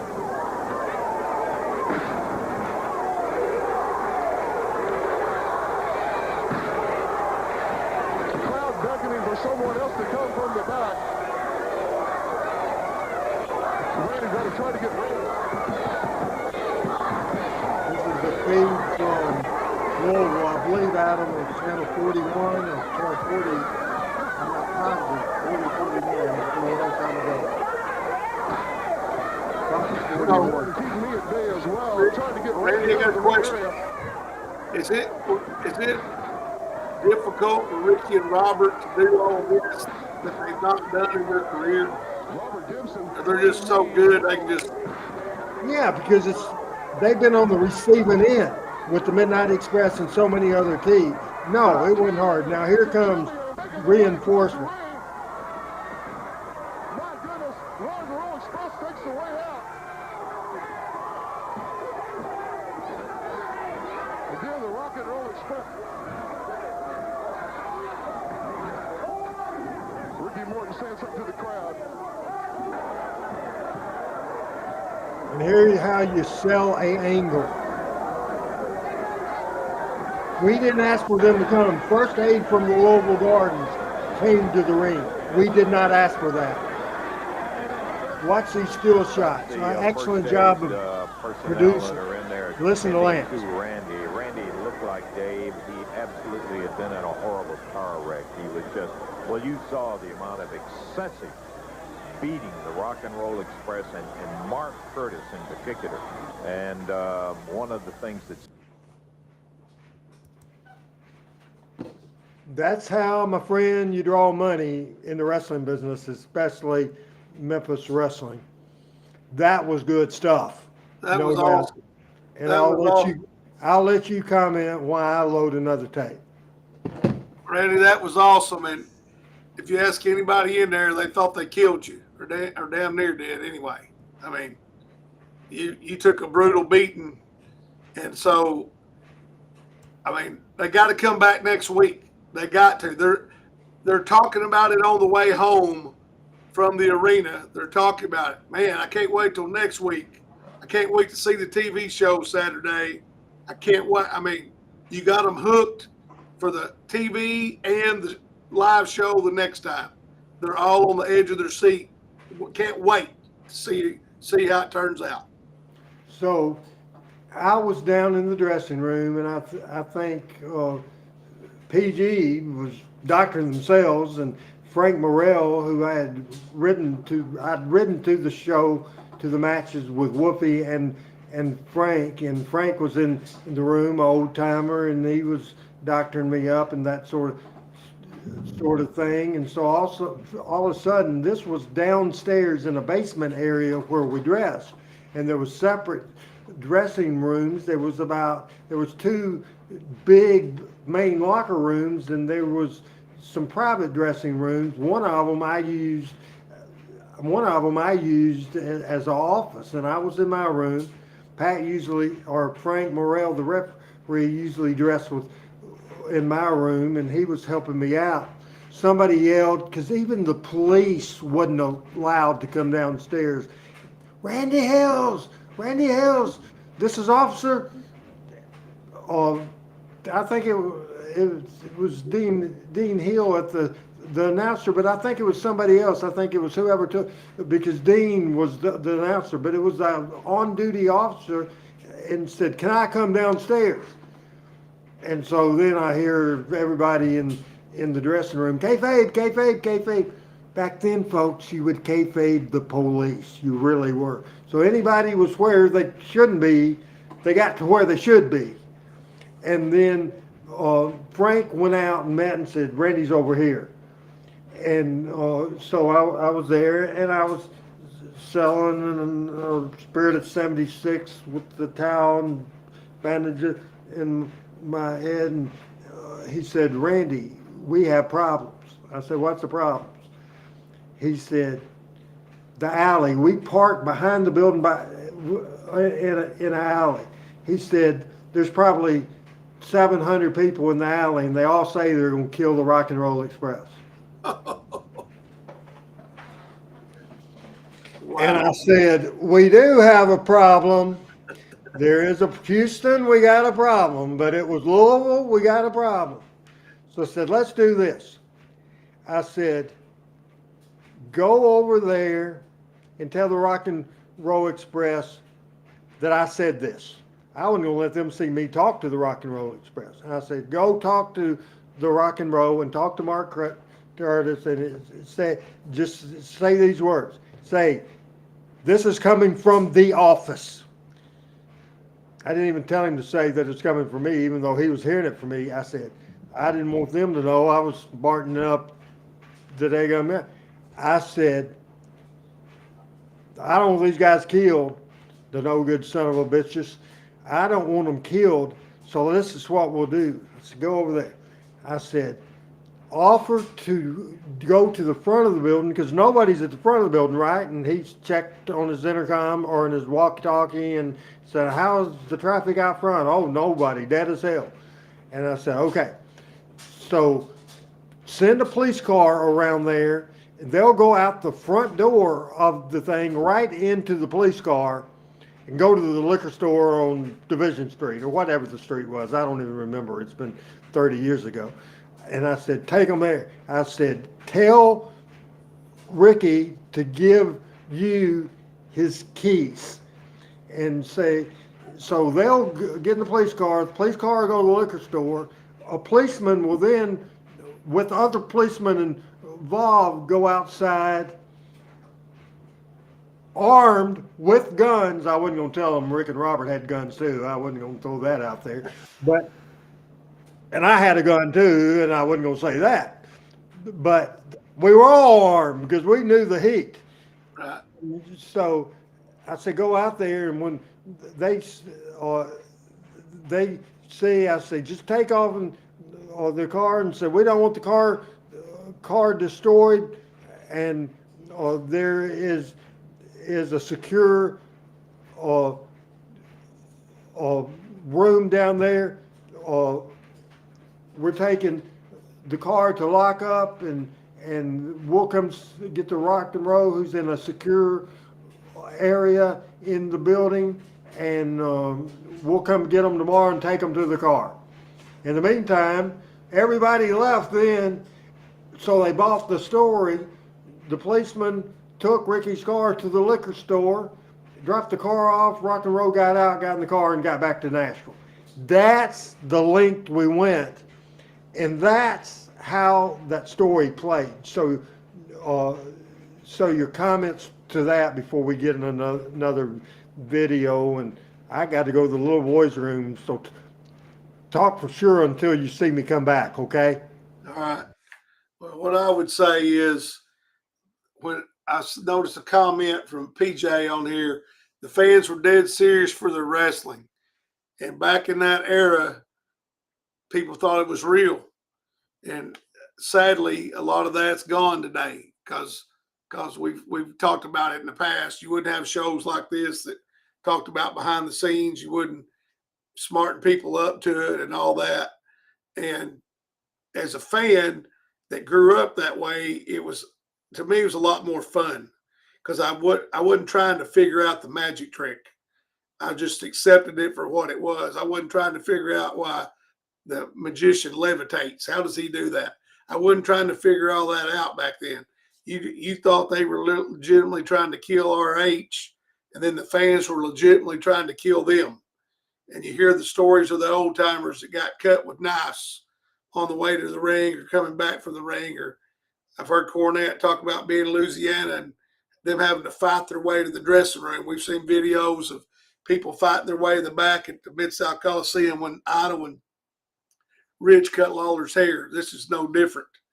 The way those fans came down to ringside, I'm actually surprised that nobody jumped the barricades and tried to get Ricky and Robert on that big wide walkway going to the back where police had to intervene.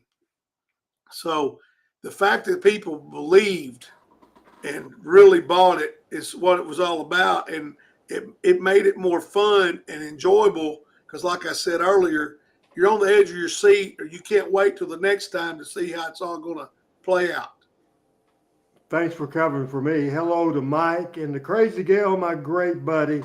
And thanks for everybody's certainly fantastic team hails, as PJ said that thing. And I want to put this microphone down, and I have a backup stationary microphone here. You might not could hear me as good. But what you were talking about there, I listened to every word you said, not wanting to know. It's absolutely not wanting to know. We did it to ourselves, people. We did it to ourselves. Think of it, and I'm going to do a demonstration. I have the office trash can right here. I have a pair of scissors right here. This is a tube of toothpaste. So what happens, Chris, when I cut this all the way and give me a big hole, and then I squeeze it all out into the garbage can? How do I get that toothpaste back in the tube? Can you explain that to me? Unfortunately, you can't. There's no way to put toothpaste back in the tube. And I'm as guilty as anybody now, and one of the last to give in. When Jim Cornette and Jerry Jarrett and other people did. First time Eddie Marlin heard me, and I was staying with him and taking care of him, heard me do my podcast, he was mad at me because I was talking like we talk on this show. And I had to stop taping. It wasn't live, it was a tape. He said, what in the hell? I taught you, I mean, he cussed and raised hell. I said, hold on just a second, the times have changed. I said, let me show you something on my phone. And I said, I'll show you something worse than I just said. And I played him Jerry Jarrett's podcast, his hero. Somebody he admired. I said, it's just a different business, Ed. And it said, Van Wilhoit says, when WWE Monday Night Raw came to Jonesboro for the first time, Taker, who was doing his heel biker gimmick at the time, opened the show. The first thing he said, remember, he was a heel at the time. Damn, this is what I call ovation. So that's from Van. And Van has watched the show before, but he hadn't. Van, I know you're waiting for me to tell the story, but Ricky is still involved, and I want to wait till Ricky's not involved before I tell that story. So certainly have patience, and we'll go to the next video right now. This is pretty much interviews, but again, the whole lesson we're given now is telling a story and using these interviews, these promos, to sell tickets. Heels are heels, baby faces are mad baby faces, and Lance weaves the story in as we watch this video. Randy Hill. See ya. Well, the only thing, I think Rick Morton said it, and Mark Curtis in there, they're outlaws, which makes Smoky Mountain Wrestling a haven for outlaws, because they're the ones that's condoning the whole thing. No doubt about it. Hey, listen, I want to tell you something. Just get out of here. You're here for a coin choice. No, you don't get anything. You're here. Will you quit? I want to tell you people something. Hey, Give me the microphone. You're not going to have an interview with me. what do you mean? Here's the pop. Lance grab the microphone. This is the way I treat you, because you're a thug, and that's all Something there we've never is. seen. Get out of here and wait. We don't have Lance to was interview never you. confrontational like that, hardly ever. Oh, and he put his You hands better up. get out of here right now. We'll have you. Don't put your hands on him.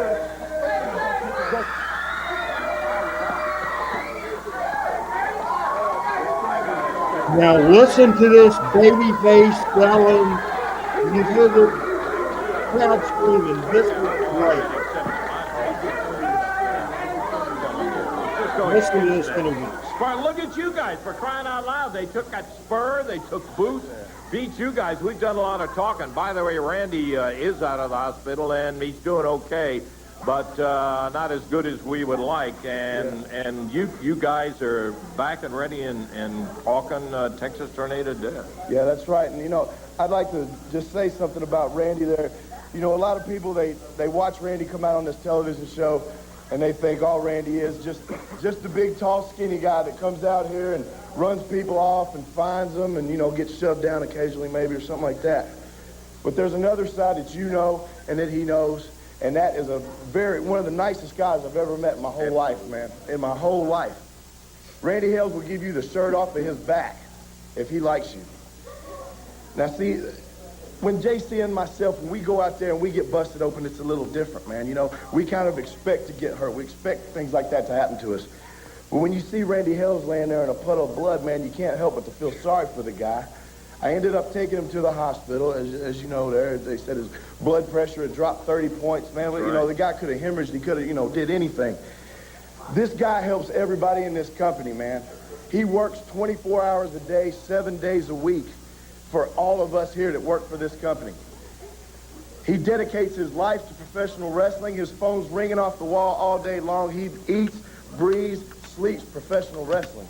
And for a guy like that to get that kind of treatment is just totally wrong, man. It really bothers me. I gotta interrupt you here, Wolfie, to say this, that outside of Dave, which is one of the major reasons that I came back to work, and I'm delighted to be back here. Randy Hales is one of the reasons that I came back working too. Straight shooter and a guy just as honest as the day is long, and he's the kind of guy you love to call a friend. That's right, he sure is. I want to send a message to the Rock and Roll Express because I know what they're thinking right now is that, man, they are on top of the world. They're walking tall and they're loving what they did. I just want you to think. I want you to get Tommy Rich's phone number or Doug Gilbert's phone number. I want you to call them up, Ricky Morton, Robert Gibson, and I want you to ask them, hey, bro, what happens when you get PG-13s back against the wall? Tommy Rich is going to tell you that it hurt real bad. He put my eye out, if you'll remember. Yes, but an eye for an eye, a tooth for a tooth. You ask him what it felt like when we threw that arm over that rope, and I took that ball back, and whoo, I whacked him right across there and broke it in 2 places. You ask him what it felt like to walk around in a cast, Ricky Morton, because something real bad is going to happen to you, and I promise. JC, it was not a pleasant experience meeting with the Rock and Roll Express and all that happened in there, but I've seen you guys get even before. That's right, Lance, and you know, this ain't my first rodeo. I've been around violence all my life because everybody in the world knows that Bill Dundee is my father, and he come home a many a week with black eyes, busted lips and mouth and head. But you see, he's a wrestler. Randy Hill isn't. And last week, in the middle of that ring, man, it looked like something out of a Vietnam clip. Man, it was the most unreal thing. There was blood this deep, man. So what we done is we went to Eddie Marlin. We said, Eddie Marlin, we want a match with the Rock and Roll Express. We want a Texas death match. But we ain't in Texas. I don't want to call it a Texas death match no more. I want to call it a Boys in the Hood death match. That's what I want to call it, because this is my hood. And when you come to our hood, rock and roll, it's time to pay. So you see, it all started out as a wrestling match. Yeah. And J.C. Ice and Wolfie D defeated the Rock and Roll Express in a wrestling match to prove that we was in the 90s. But now it's gone to the ego. Now they got to take it personal. Now when they get a man down, they got to beat you. But you see, Jamie Dundee and Kelly Wolf are tired of punks running over us trying to make names off of PG-13. So this week, Rock and Roll Express, you may have defeated more teams than us. You may have been around 10 years longer than us. You may have won more titles than us. But this ain't nothing about titles, nothing about nothing. This is personal. This is J.C. Ice, Jamie Dundee, Kelly Wolfie D against you, Ricky Morton, and Robert Gibson in a Boys in the Hood death match. And I promise to my mother, and you can ask Tommy Rich and Doug Gilbert about when you mess with our mothers. I promise on my mother, Rock and Roll Express is going out in an ambulance, and the boys from the hood are hip-hopping all the way back to the hood. They mean it, I'll tell you that. We're going to take time out. Got great action coming up with the King and primetime Brian Lee a little bit later. Look at this.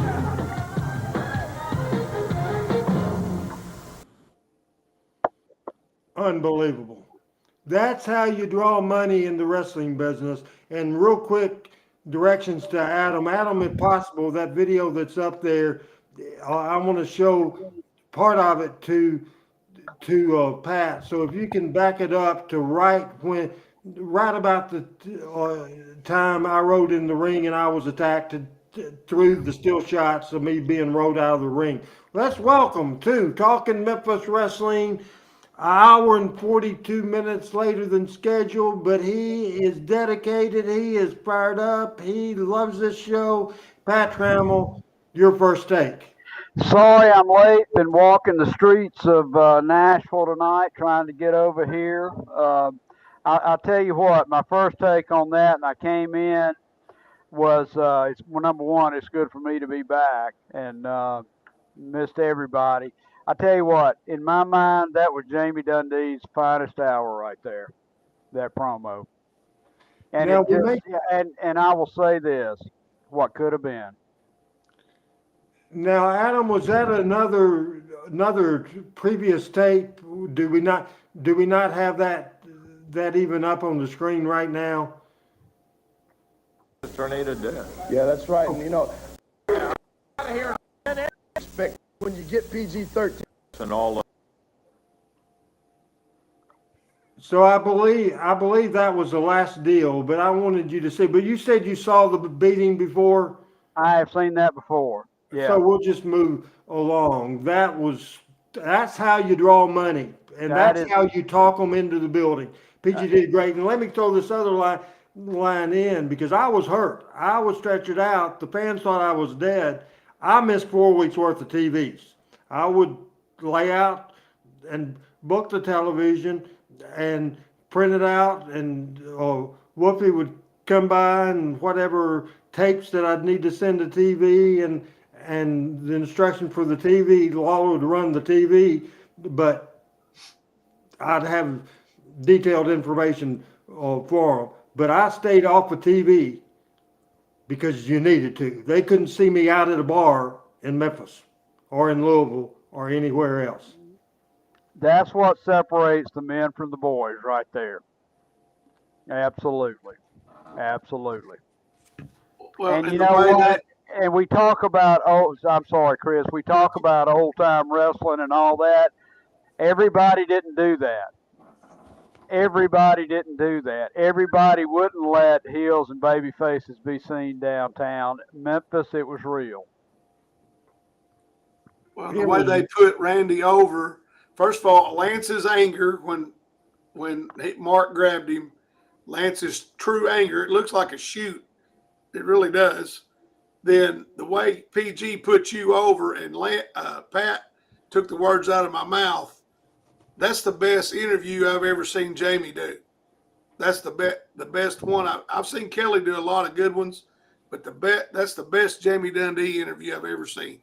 Hello, Frankie. Appreciate it. I don't apologize being late because Pat just got here and we want to go to the next video right now. This is the Hills returning. It's a pre-taped interview, but this is how they follow up on the interview, and Jim Cornette with the interview. You lived a good life, but let me clue you in on something. I'm better than I've ever been before in my life. No, come on now. What are you talking about? Calm down. Don't have a stroke like Lance Russell. The reason why I'm here today is because, the reason why I'm here today is because the USWA heavyweight title is going to be on the line. The World Unified Belt, Buddy Landell versus Jerry Lawler. Now, when we heard about this, and knowing how your I was referees do confused with business the around pitch. here, The okay? pitch. They This sent is me the down slip here of the to coin. make sure that things were done properly. And the reason why things have been done properly is because you got crooked referees like this yo-yo running around here. And you know what happened? We called, we begged, and I wanted to make sure things were all right. But no, they wouldn't let me referee this match. So we almost had to throw in a lawsuit on it to get them to agree to a coin toss. So today we're going to have a coin toss, which I'm sure I'm going to win. And I don't know about this yo-yo, but whenever you're ready to... I'm ready. I've got the coin, and you just... What do you... Call heads and tails, each of you. Heads, Curtis, tails. Here we go. Tail! Well, that's Hey, not it's done tails. good, you. Yes.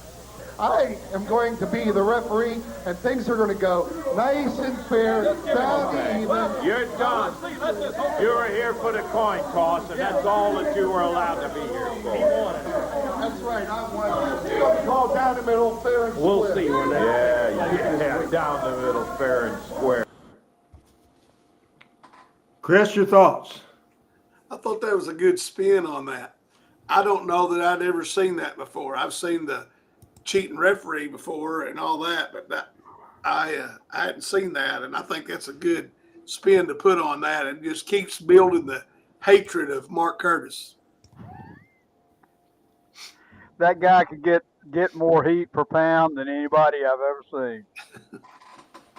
The story continues, and I love this. We're dissecting the Smoky Mountain feud. We're not going to get through it all this week. We will next week have part 2 of, because there's 2 different sets of the Smoky Mountain feud, because Bob Armstrong showed up, some classic stuff coming up now. But we may go a little late, but we wanted to get in some more stuff, and this is good too. Storytelling, people, and booking. This is how we do it. We go to the Texas Death Match, the Boys in the Hood Street Match, and this is what happened then. Different. We've talked about the Rock and Roll Express, and we'll be saying more about them. But that's just an example. I'm just not really sure I understand all that's going on in this world, my friend. One of the big things that's happened in a long time was this Wild and Woolly Texas death match, and I think the footage is going to speak for itself. It absolutely was blinding in terms of intensity.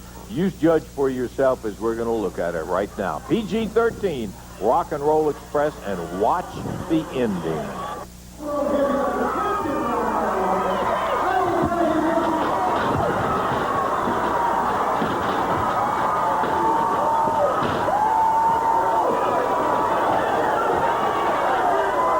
The Nature Boy, Buddy Landell, taking over for Ricky Morton, who was allegedly attacked by PG-13 and put out of This is from the Louisville Gardens, Pat. Robert Gibson of the Rock and Roll Express teaming up with the You're running Louisville every week. champion Nature Boy. You're still running Memphis every week.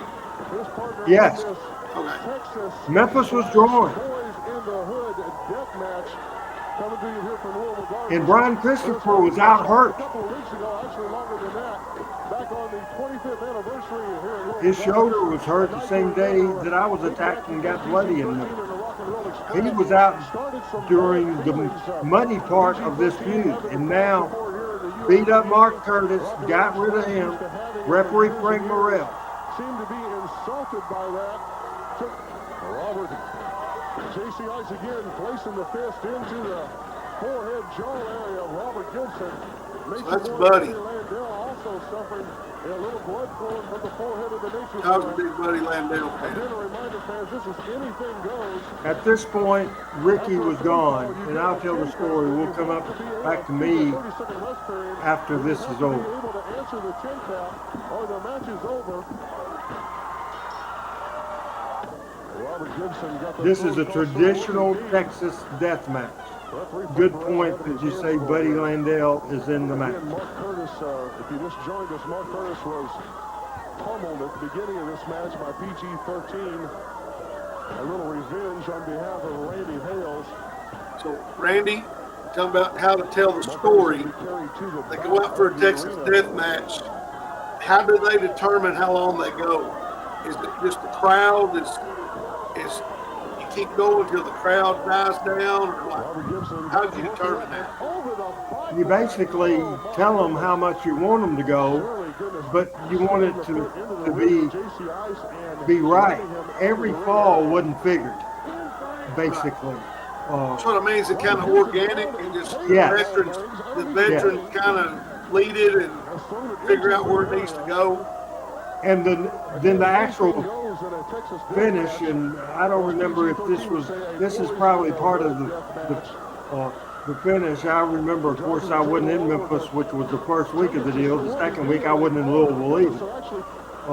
So the finish was set down. I would say at this point, we're still ad-libbing. No problem, Carlton. We thought you went crazy. That's my favorite.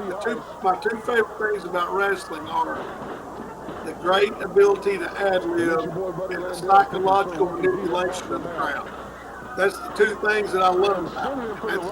Ad-libbing is just, to me, it's an art form to be able to do that. And I like it. And we have 5.5 minutes left in this match and afterbirth. As we're in the heat part of the match, we've seen Rock and Roll get beat several times, and now in this is a traditional. I'll go ahead, for those that don't know, a Texas death match, falls don't count. It goes to someone can't answer the bell or the 10 count.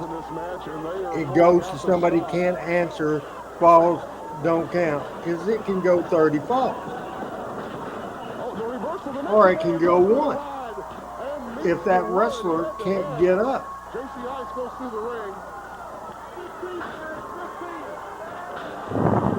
So Wolfie D making a comeback.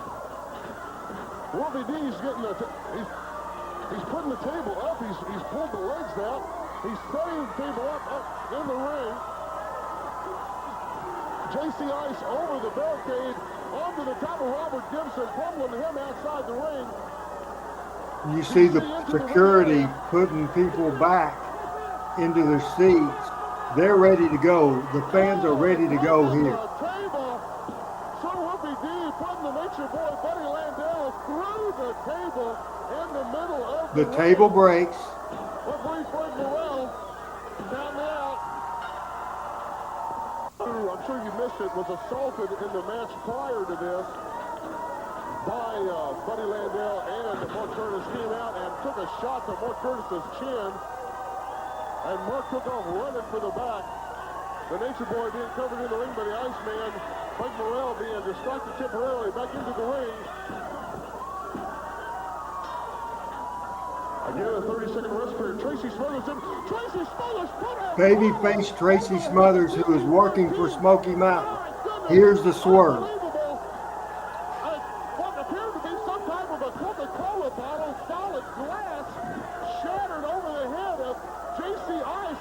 Tracy Smothers? I can't believe it. Tracy Smothers? Frank Morrell giving the 3 count. JC Ice will have a 30-second rest period. Unbelievable.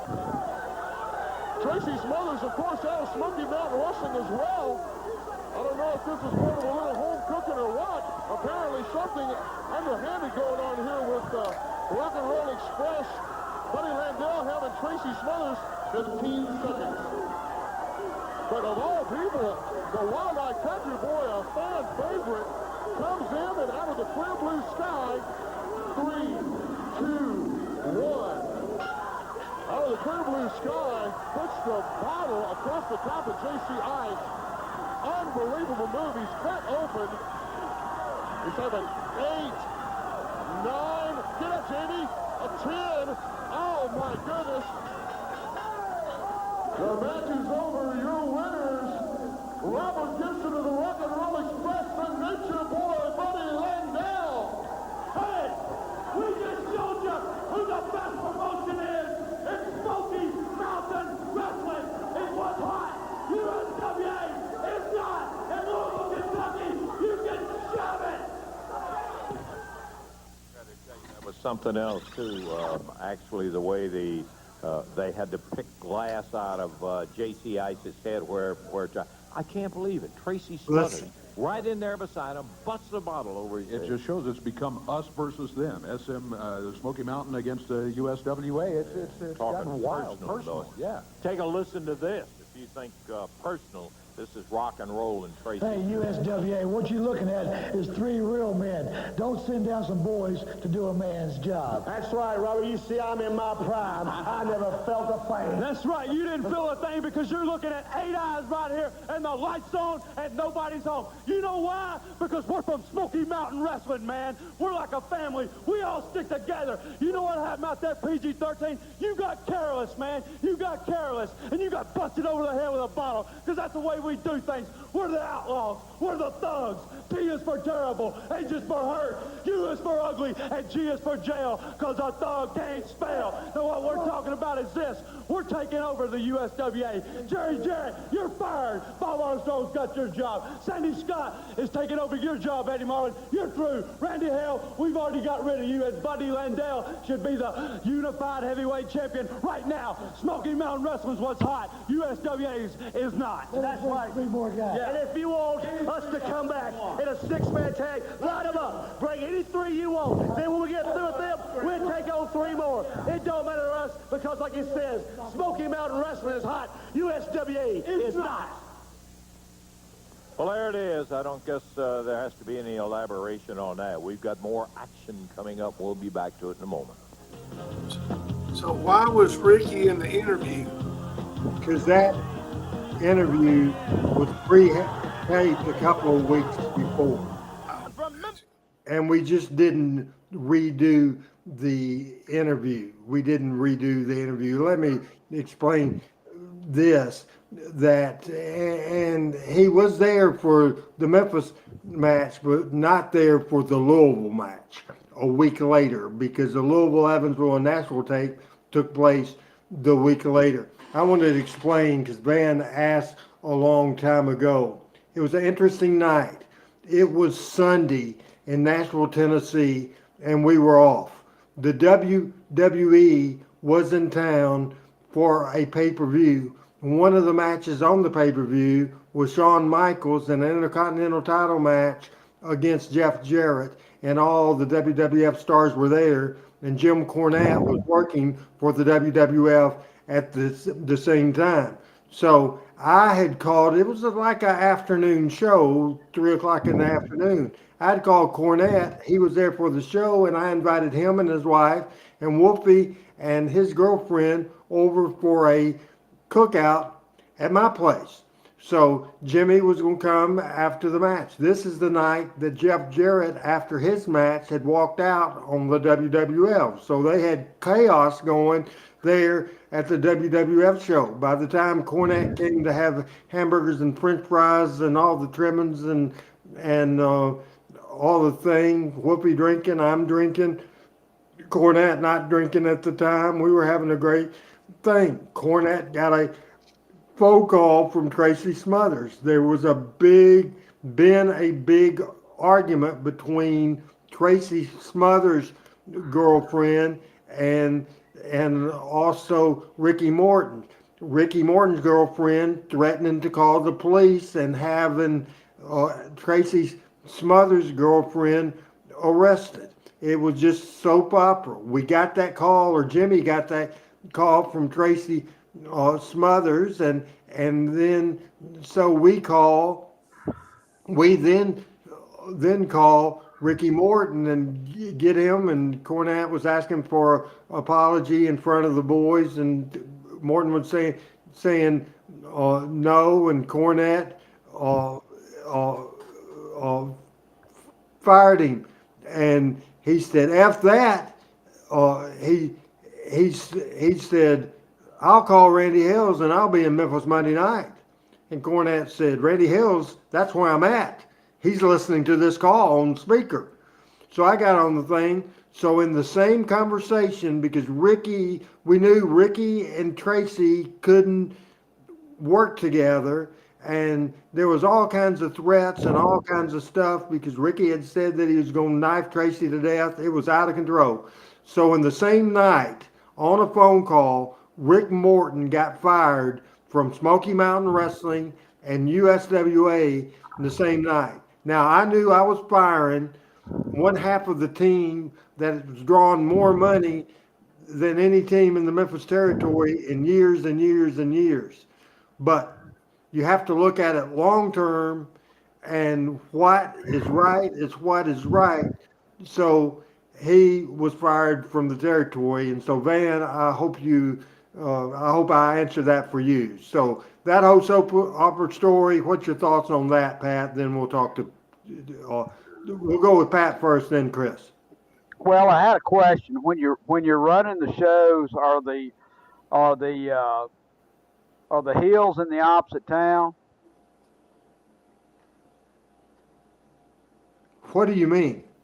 Well, if you were wrestling at the Louisville Gardens, where Jamie and JC the Hills, and then if you were wrestling in Memphis, were they the baby faces? No, because the same TV went in all our markets. In the USWA territory, the Rock and Roll and Smoky Mountain was the Hills, and PG and us are the babyface. Now, when we would go return the favor and help them out in Smoky Mountain, I was the Hill in Smoky Mountain. PG was the Hill in Smoky Mountain. Yeah, in the separate territory. Yeah, right, absolutely. Right. Yeah, but again, that clip of that angle with the Tracy turning, and we add a different layer to the story. Did you notice that? I did notice that. Chris? So Ricky and Robert's been this team for a decade. You fire Ricky, but Robert keeps his bookings. What was that conversation like?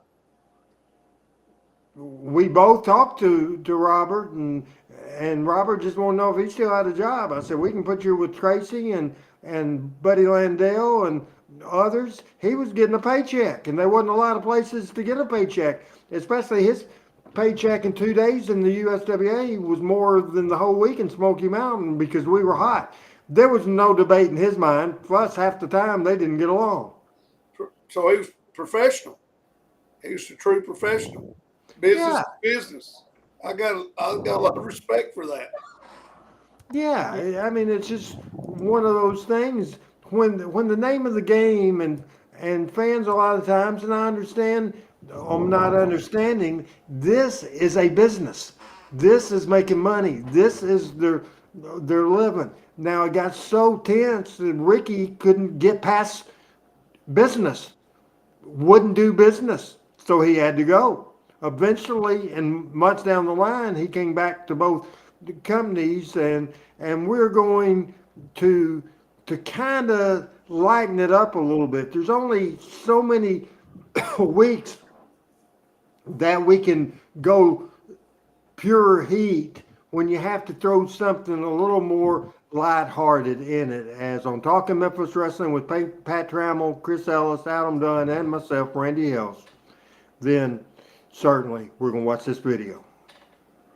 Station from downtown Bruno. I don't either, but it was an impressive power bomb. T.D. Steele, not an easy wrestler to defeat, but Johnny Rotten did it very quickly after that power bomb. T.D. never had a chance to get going.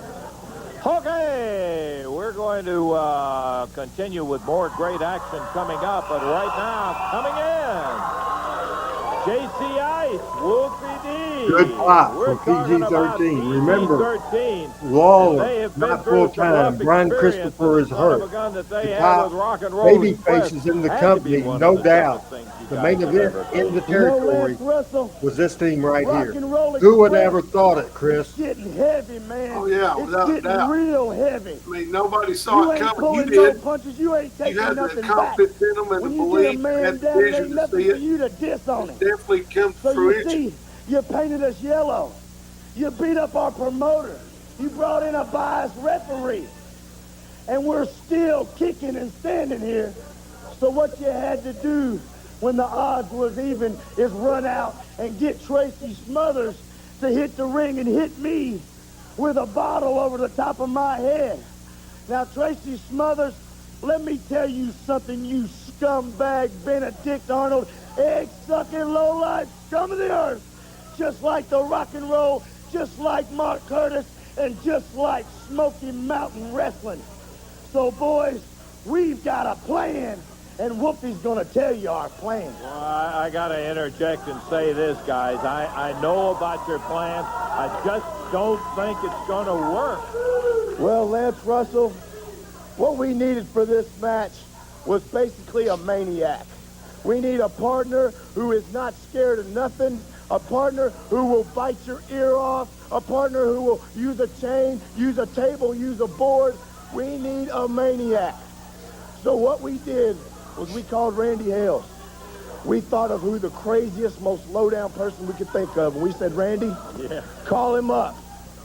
Randy called him. He got hung up on. Randy called back again. He got cussed and hung up on. I called Randy Hales again. I said, Randy, I know this guy is motivated by nothing but money. I said, I want you to call him back one more time and offer him $1,000 to do one thing and one thing only, and that's to show up right here today and talk to us face to face. He does not have to wrestle. All he has to do is face us. Now, I know Mr. Coffey has told me that he's here. This guy's tried to beat our brains out. He tried to end our career. I want him to come out here right now. Well, I told you, with all due respect, I think you're crazy when you start talking about this guy and looking to him for any kind of help, because you're right. He's motivated by nothing but the greenback. Good He doesn't care. Well, there he is. And it continues. I can't believe it. Wildfire, Tommy Rich. Rock and roll is going to have Tracy Smothers, and these guys are going to Tommy Rich, who tried to kill you, in order to get him to come in as a partner. I can't believe it.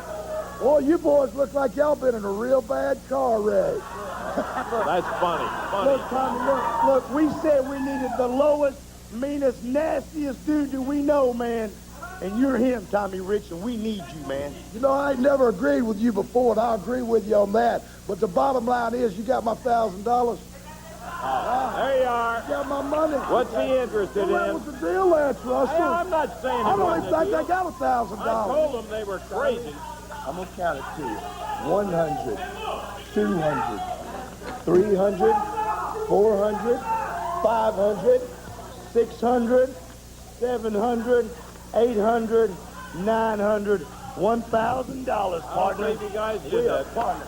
Y'all ain't going to lose your car over this, are you? No, but we need you to be our partner, man. Us three right now. Man. Come on, Tracy. Well, now, wait a minute, Lance Russell. Now, you know the deal was when Randy Hills called me, he said all I had to do was show up at TV. And from looking at you two boys, this fight's y'all's fight. It ain't my fight. And the answer to your question is no. Yeah, what do you expect? Hey.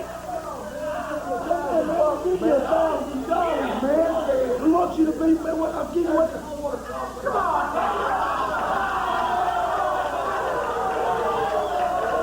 Well, you know, I know from the beginning. I hate to say I told you so, but Rich is that kind of guy. I don't know what happened to him. Let me tell you something. This ain't finished. That was just $1,000. I'm going to go back there. I'm getting on that phone. I'm going to find a partner. I'll keep you updated. Rock and roll is Tommy. When you Maybe you get your money back. 13 and you saw what Tommy Rich did, he came out and took your money and said no and walked right off. We're going to be back in just a moment. Before I get with the panel right now, I just want to see, because we're over time right now, but we have to complete the story more than we've completed. We'll go a little overtime if that's right. Okay with everybody. We'll play 2 more videos. Are you guys and Adam okay with 2 more videos? Because I'm waiting for Adam to give me a thumbs up, because Chris said yes, and hopefully Adam can do the work he needs to do. We'll start to Chris now. We're getting to heavy duty storytelling now. As I'm a little biased, I'm a lot biased because this was my baby. This is some of the best stuff ever. I mean, this goes down as a 12-week program that was just absolutely great stuff. So proud of PG-13. So proud of the Hills. So proud of everybody. There's just no doubt about it. Chris, your thoughts? Randy, I'll have to say, seeing this tonight makes me wish you'd have started booking 10 years sooner when territory wrestling was bigger. You know, because I think your run would have been longer and more money than we can ever imagine, because this has been exemplary storytelling. Like you can't beat this. And I've already seen some of this on video, and I'm sitting here going, what's on the next video as we're doing this? I'm literally sitting here waiting to see the next thing. So I have so much respect for you that you can think all these things in your mind and put all the pieces to the puzzle together and build the building blocks. It's amazing to me. And we didn't write scripts. I mean, talent has a lot to do with it. They got a lot of freedom. They had a lot of freedom. It was my direction, but what you see on the screen, the interviews, the promos wasn't scripted. It was just that everybody contributed here at all. Your comments so far, Pat, and thank goodness you showed up at a good point in this show. Well, I'm sorry I missed the first part of it, but I'm going to go back and watch it. But I tell you what, I echo everything Chris says. You know, it is interesting how, you know, I get more and more respect for the work you did with PG-13. And I know you're particularly, you know, that's a place in your heart, and you ought to be, because I mean that is a team that could have landed, created by you, that could have landed in 1978 and drawn money at the top of the card, and that's hard to say about anybody. The thing that's interesting to me, given my background, you know, Tommy Rich was the babyest baby face in Georgia. In my youth, I mean, he was the most baby-faced guy there was ever been, and seeing him as a heel, I still kind of can't get over. But he's really good at it. Yeah, if you'd have told me in 1976 that in 20 years Tommy Rich will be the biggest ass on USWA wrestling, I'd have bet my right arm that would never happen. He was my golden boy. Hey, Chris, real quick before we move into the video, and I want to do that pretty quick, but Adam, put Van Wilhoit's last comment up there, and Chris, I want you to read it as we're waiting for the very last comment from Van Wilhoit. Chris? So up until the USWA Smoky Mountain Wrestling feud, I went to Monday Night Wrestling at the Mid-South Coliseum about once every 3 to 4 months. During the feud, I went 6 straight weeks. That tells you. That tells you something. He drove from Jonesboro to Memphis every week for 6 straight weeks. Because, as I said, I've seen the video, and I can't wait to see the next one. Like right now, today in 2024. That's how good it is. Part 10 of this show, and then little production note, Adam, for the end of the show, I'm going to give you a little comments on something we're going to do at the end. And right now, we got about 9 minutes and 27 minutes. This is called, I'm not even going to tip it off of what it's called. We're just going to watch it. Popped up so much recently since the Smoky Mountain USW thing. I just do not understand what has happened to people. I don't either. I mean, I was looking at the interview earlier. These guys, they all started here. Talking about Tracy Smothers, Rick Morton, Robert Gibson, Yes. Rock and Roll Express. They all started right here, and now all of a sudden they're just different from what we know. Tommy Rich, and this is the strangest thing. You know the kind of, I don't have to tell you the kind of trouble we've had with Tommy Rich. But outside the ring, I'm telling you, we've known Tommy since day one.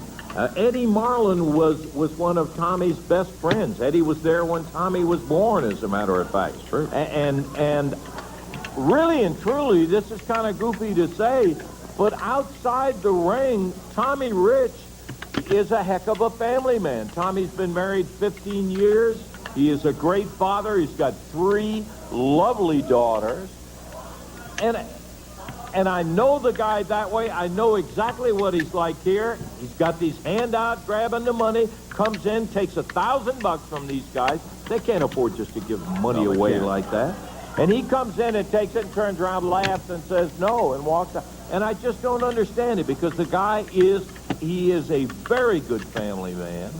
And he pulls off stuff like that. I just absolutely cannot understand. He's got to be thinking, or at least he should be thinking, his kids see him act like this on television. And they're sitting there saying, what, man, this is something that affects kids the rest of their life. I don't know. Anyhow, we got action. Corey, you got a good one coming up. We're going now, how about that spill that was Emmy looking forward to this one. award-winning material from last Russell? 10-minute time limit. It was awesome, First but also, introducing at a combined you weight never of heard 444 personal information like that about Hill. You never heard they were great family men and married to a wife and had this. You never heard that. That's unheard of that went on. And Lance did a tremendous job with it. Their opponent today, a combined weight of I was at TV for this, but I snuck in at like 6 o'clock in the morning before any fans were going to be there. Nobody saw me. I waited. We made sure that all the fans were gone. And had Whoopi pick me up on the side of the building. I slept out of another door. We were still protecting the business. Stick with us on this match and listening to the commentary. The storytelling from the announcers, especially Lance, is just fantastic. I really liked Pat Tanaka. The Gorgeous George III deal I didn't care for. But evidently his association with people is... He was a little on the goofy side. Well, that's true. Yeah, I mean, that gimmick had been used and was unique. It should have been left. So he should have come up with something else. Really had a huge run as a tag team champions. Now all of a sudden we see Pat. He's got that different attitude. I don't know what's going on. JCI, nice hip toss with Gorgeous George. Jamie, with that the bandage on his head, we call that the spirit of 76. With his head bandaged up, where he got busted up beside the head. His band says Gorgeous George III had a fairly decent stint on WCW Nitro, the Maestro. He was an idiot, but he worked hard. Eddie got over, and after Eddie Gilbert died, and I gave Doug about 3 months off and put with PG-13 them in that spot, Gorgeous George in the spot, and it drew money. He did a good job, but he was a good. Boy, he just nailed Pat Tanaka. Popped him with the right hand. Takes him over to the corner. Makes the tag on JC. JC straight knee left. Puts Pat Tanaka down on the mat as a cover. 1, 2. Well, only a 2 count. He was able to bring it out in 2. So was Pat working for you full time here? Yes, he was. Tanaka, for you folks I liked who him. don't remember Pat. I did too. I think I wish he'd gotten a better run. Is an understatement of AWA, he was World Tag Team Champion, I think, with Paul Diamond at one time. And a lot of times, he had demons. Now, let's watch this story. In the ring, PG-13 as Mark Curtis comes out. This early cell phone here.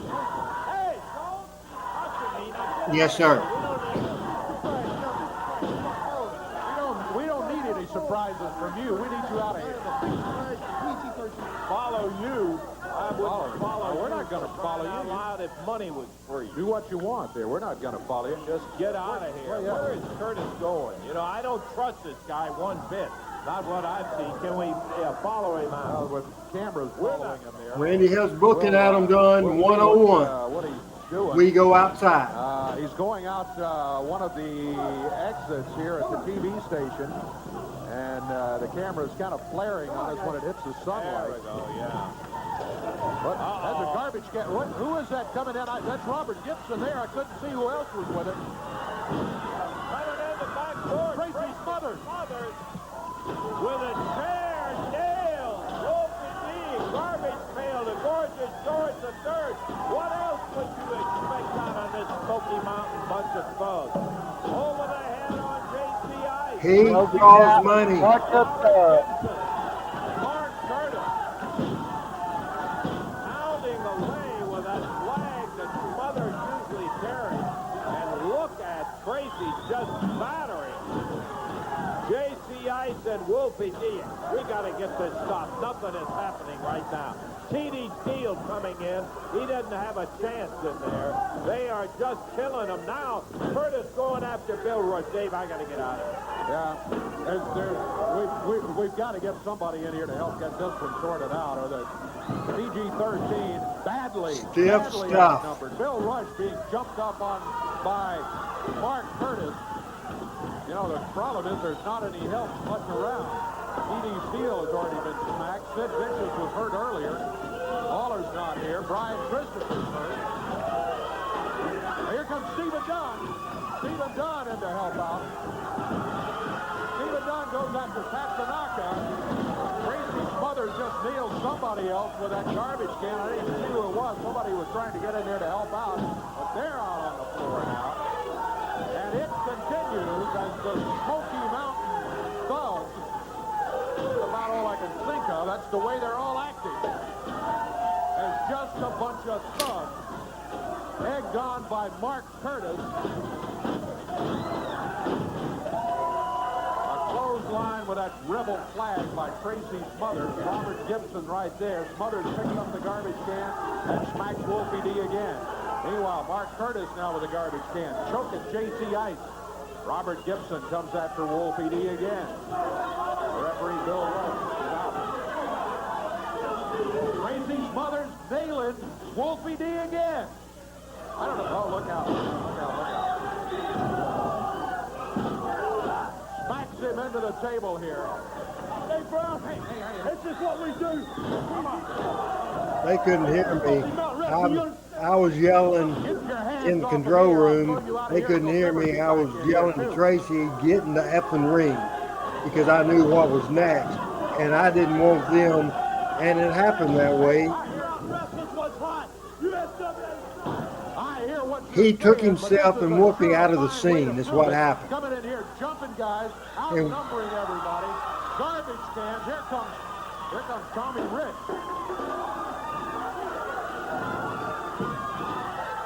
Tommy Rich picks up a chair, and all of a sudden,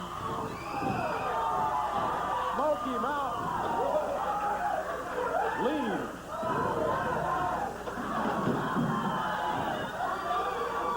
Listen to the buzz of the audience. Boy, let's take a break. We'll try to settle it down and be back with you in just a moment. We'll go with Pat first.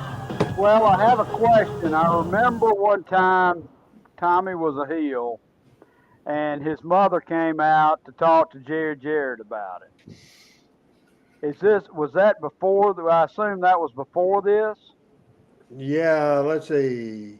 About 15 years before this. Okay. What did you think? I mean, I think it's great stuff. I mean, and you know, you see a lot of 8, 7, 6, 10 guys in the ring, but one thing I was noticing watching that is all of those guys could work. Yeah, it's great stuff. What did you think of that clip as we have one more to go in a closing deal? Well, it leaves you. Tommy comes in and makes a save, so it's building to the next time. We went up another step, another level, and then I'm like you. I wish Tracy and them had been in the ring, so when Tommy hit the ring, it would have all been more cohesive. But we're ad-libbing, so sometimes it don't work out that way. Final video of the show. The Academy Award goes to Lance Russell. It's a tie with Tommy Rich. Summer time is here, and it's just crazy, and it is crazy, Dave. I think I'm about to wilt in the heat, too. I tell you, it's been some kind of day. Absolutely. I do not believe PG-13 could stood any more pounding if Tommy Rich had not come out here and jumped in to give them a hand. There's no way in the world those boys would have survived that. Terrible. Take a look at what happened. Look at J.C. Ice. Robert Gibson comes out. Talking about a friend in need and a friend indeed. Boy, I'm telling you, they had one right there at the moment. They did, and I you know, a little while earlier, I would have thought, no, he would never be there to help him out, but there he was. I want to get Tommy over here and just say this much, if I can get untangled here to get around, to say, Tommy, we appreciate it, partner. I'm going to tell you one thing. Whatever's gone before and all, I know the people have never known the real Tommy Rich the way that I have and Dave has and all.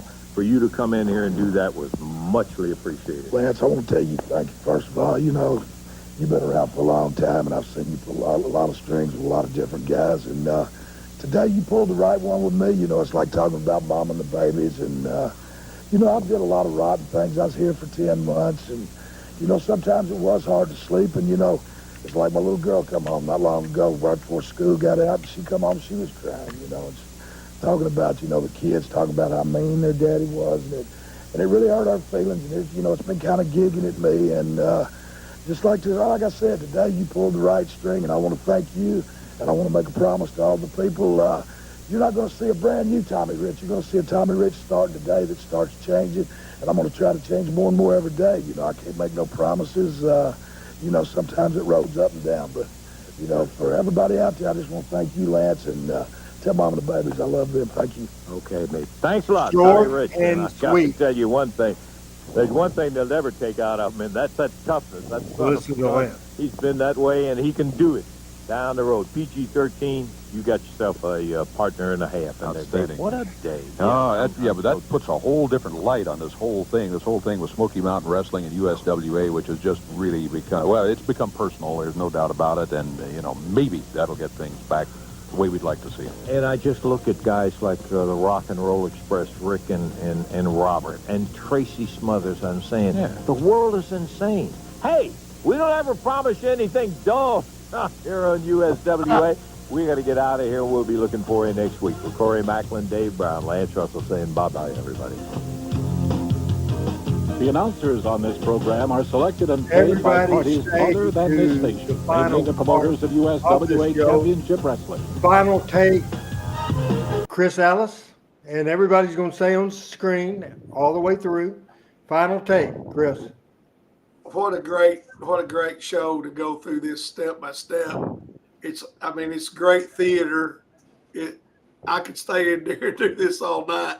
I'm ready to see how it ends. I'm ready to see how it transpires. And hell, I already know. I mean, you know, because I've seen it before. But it's been awesome. I said earlier, RH, I wish I could have seen you do this for a lot longer run, because this is first class, high level stuff. For the most part, it was 94 to 01, and I'm proud of the stuff, especially that, as good as I've ever done, for sure. Sorry about that. We got people, PJ, that I got to go to work at 4. Chris is up at 4. Pat, God knows what he's going to do. Adam has work to do tonight, probably 5 hours worth of work to do tonight. He's busy too. Your final take and thoughts and recaps, Mr. Trammell, who I'm glad that late or night, it didn't matter. You came in here, pulled the strap down, and you've been great as well. Well, I'm glad to be home, and I'd echo what Chris said, but yeah, it is great storytelling. And, you know, I don't know of anybody that's done a territory war that elegantly, if I could say it that way. That's great storytelling all the way around. I have a theory that there could be a future for territory wrestling today if they adopted a model of territory wars. Good thoughts, Chris? Well, I want to add on to what Pat said. He just gave me a thought. If Vince, when he bought WCW, had RH write WWE versus WCW like this, there'd still been two companies both owned by Vince, and AEW wouldn't exist. That's exactly right. Exactly right. You know, I thank Adam Dunn for producing this thing. Wish he would be right on the screen with us, but he is on the side pushing all the buttons. We also couldn't do it without our panel. Michael, we missed tonight. He's doing stuff with Joshua, and he's having a big time. Pat showed up, made the hot tag, and we appreciate that very much. And of course, Chris.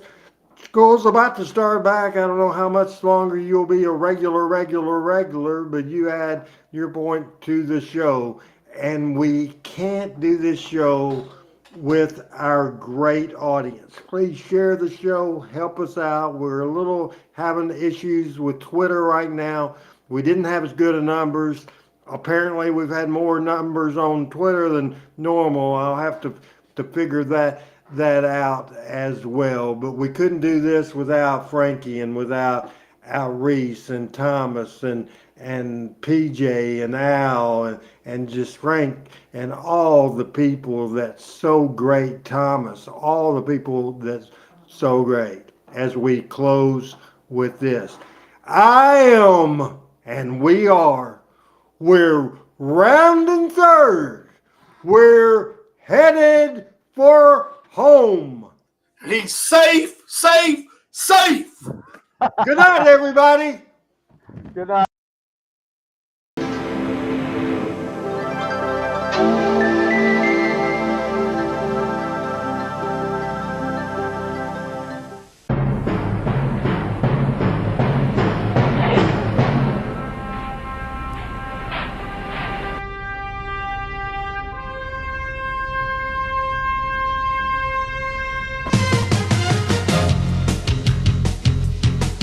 Talking Memphis Wrestling with